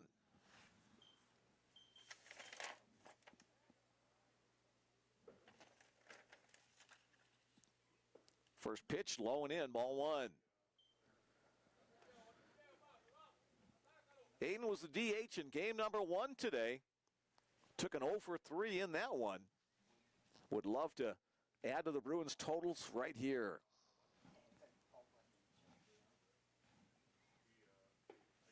A half-speed swing on that one, 1-1 to count.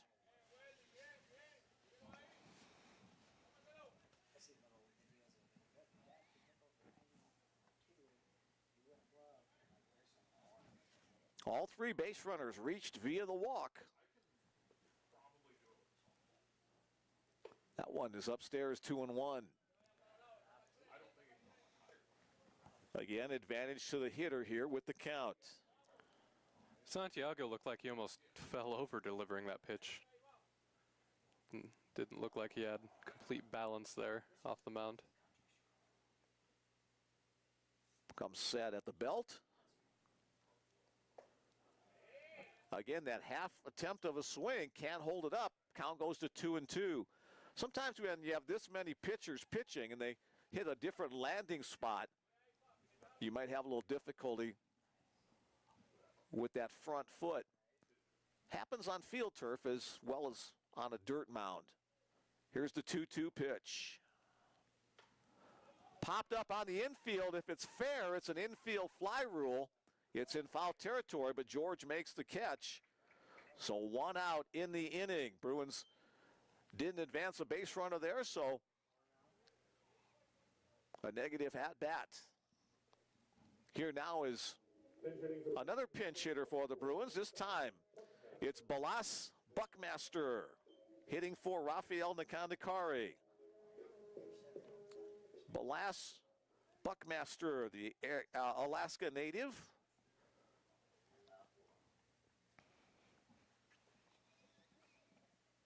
Now the middle infielders play back at double play depth. They're going to try to go for the double play and give up the attempt to cut down the run at the plate. Corner infielders are still in. They'll go home to first. Middle infielders will go for the double play turn there.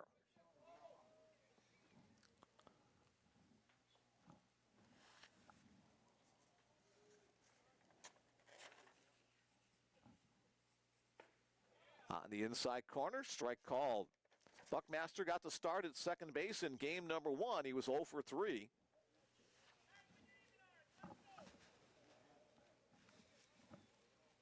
Elijah Tanner on deck. Again, bases loaded, just 1 out.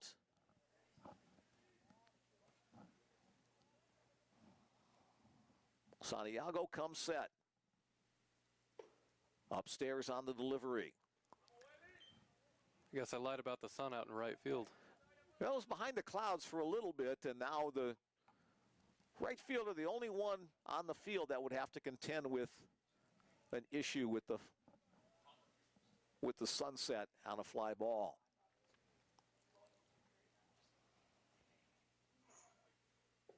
Down low, 3-0. So here, Balas Buckmaster is going to take a pitch, maybe 2.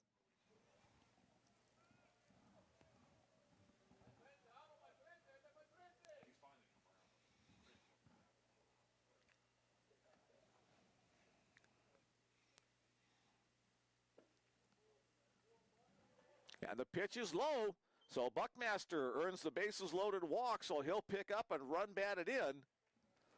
Grant will score to make it 11-8. Lacey will advance to third, Lind to second, and Balas Buckmaster on first base with the walk. What an interesting half inning it's been. Yeah. So a 3-run lead is better than a 2-run lead, and you know what's better than that? 4 or more. Here's Elijah Tanner. That's math. Tanner with a couple of hits already today.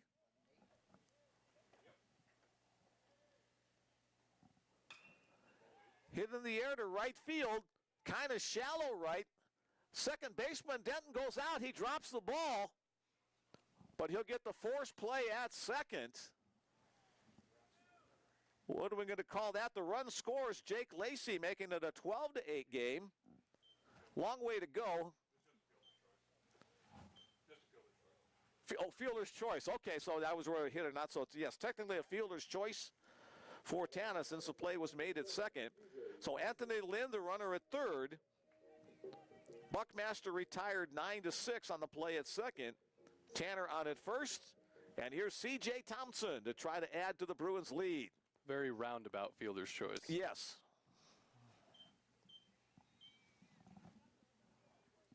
Blake Denson went a long way, got his glove on the ball, but couldn't make the play on the catch, but made the play on the fielder's choice force out.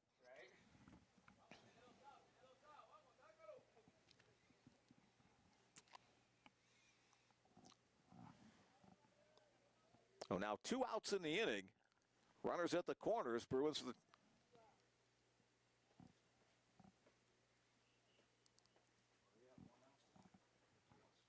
2 outs.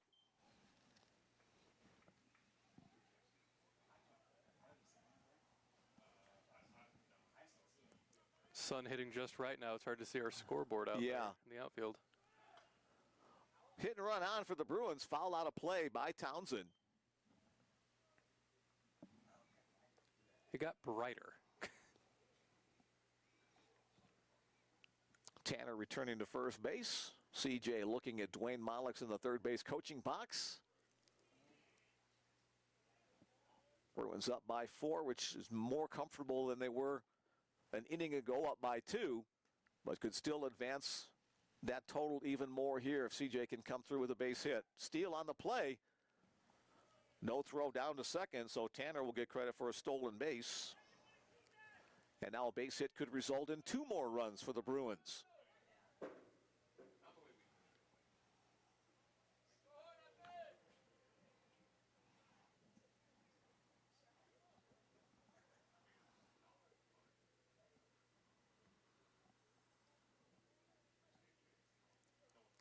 Breaking ball, chop foul up in front of the third base dugout.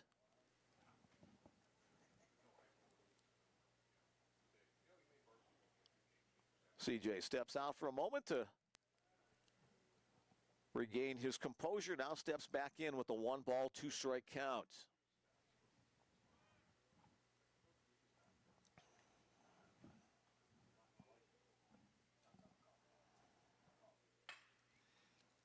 Hit to short. Soya there making the play with the glove and the arm.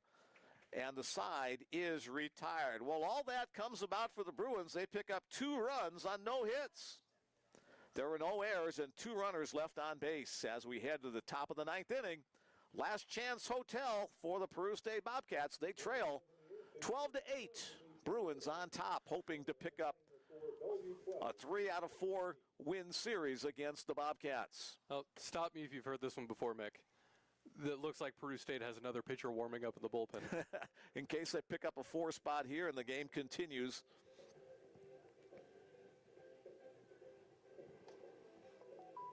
Doesn't hurt to be prepared, I suppose. That's right.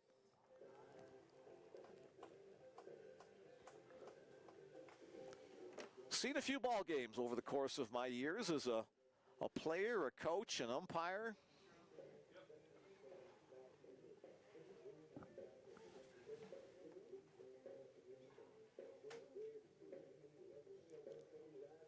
Send along our thanks to Russell Buckmaster for the nice compliments that he sent to us. We appreciate those. Glad you're enjoying the contest, and we're glad that we got the correct pronunciation of Balas's first name. So I talked with Sean Malley between games. He says, yeah, I told you the wrong name. I always say his name wrong. So we got it corrected now. Balas Buckmaster, part of the Bellevue squad. As we head to the top of the 9th, here is Josh Schaller leading things off. Chase Wessel back to the mound to try to close this one out, pick up the save. First pitch, ball 1. Pretty close. Bruins don't get the call. Schaller awaits. Fouls that one out of play over the third base side. Ball landed right outside the bullpen of Peru State. Thought it was going to get lost in the forest over there on the third base side. Little jam job coming inside. That one's fought off, and it winds up inside the dugout of Peru State. Now 1-2 the count on Schaller. Yeah, as little kids, we used to run up and down these hills, and we made little trails. And our favorite thing to do was come down after ball games from the adult leagues that would play here on Monday and Friday night. They would get so dark behind the field that we'd come down and pick up baseballs that they couldn't find in the dark. At one time, I had close to 100 baseballs down in our basement. Count remains 2-2 after that last foul ball. Did you have them in a bucket, or did you just have them strewn about the floor? No, they were on the shelves in the root cellar down in our basement. There were so many of them. They were in a couple different boxes and a crate. A little flare out to second base. Going back to make the play is the second baseman, Balas Buckmaster. So coming in to hit for the Bruins in the last half inning, now using his glove to make the play for the first out of the inning. Next up, third baseman, Cuddy George. First pitch fastball, first pitch strike 1. Chase Wessels continues to do a great job coming out of the bullpen. He came in with 1 out in the 6th inning. Got out of that bases loaded jam there.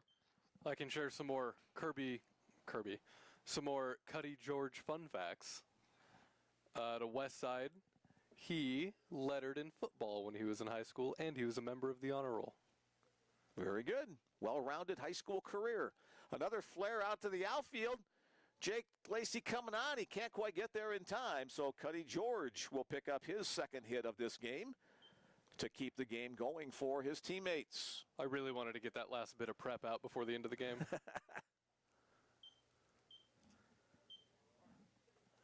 And we're going to have a pinch runner coming in. That will be number 5, Jalen Mercator, who came on to run Returning for Peru State, number 5, earlier. Mercator. So he'll be the pinch runner for Cuddy George as Garrett Pavletich steps into the plate.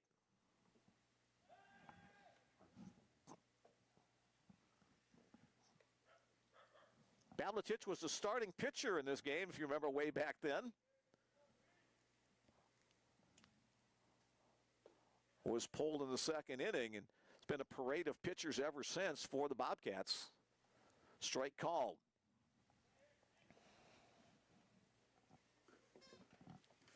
Foul out of the glove of catcher Logan Grant. Now 0-2.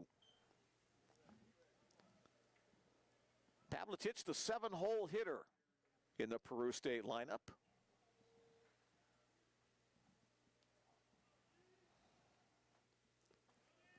Again, a great play by Logan Grant. Again, showing those hockey goalie skills to pounce and block that one.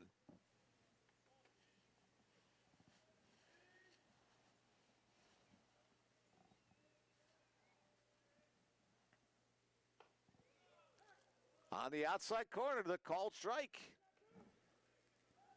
And Garrett Pavletich still doesn't believe the calls. He heads back with the strikeout. And the Bobcats are down to their final out. The batter is the right fielder, Jonas Mears Richmond. 1, 2, 3, 4 strikeouts for Jace Wessels today. Swing and a miss. Wessels in line for the save, the 3 innings plus save. Wessels has done a fantastic job keeping Bellevue ahead of Peru State as the game winds down. 1-1 the count.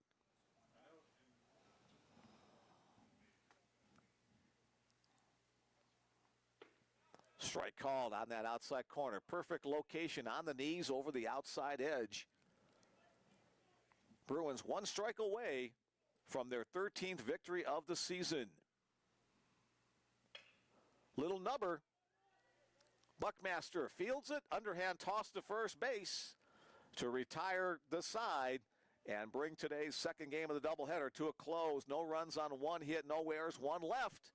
Our final score, the Bellevue Bruins 12 and the Peru State Bobcats 8. The Bruins are now 13-11 overall with the loss. The Bobcats now 10-18. The team split today's doubleheader. The Bruins win 3 out of 4 in this weekend series. 12 runs on 11 hits and 1 error for the Bellevue Bruins.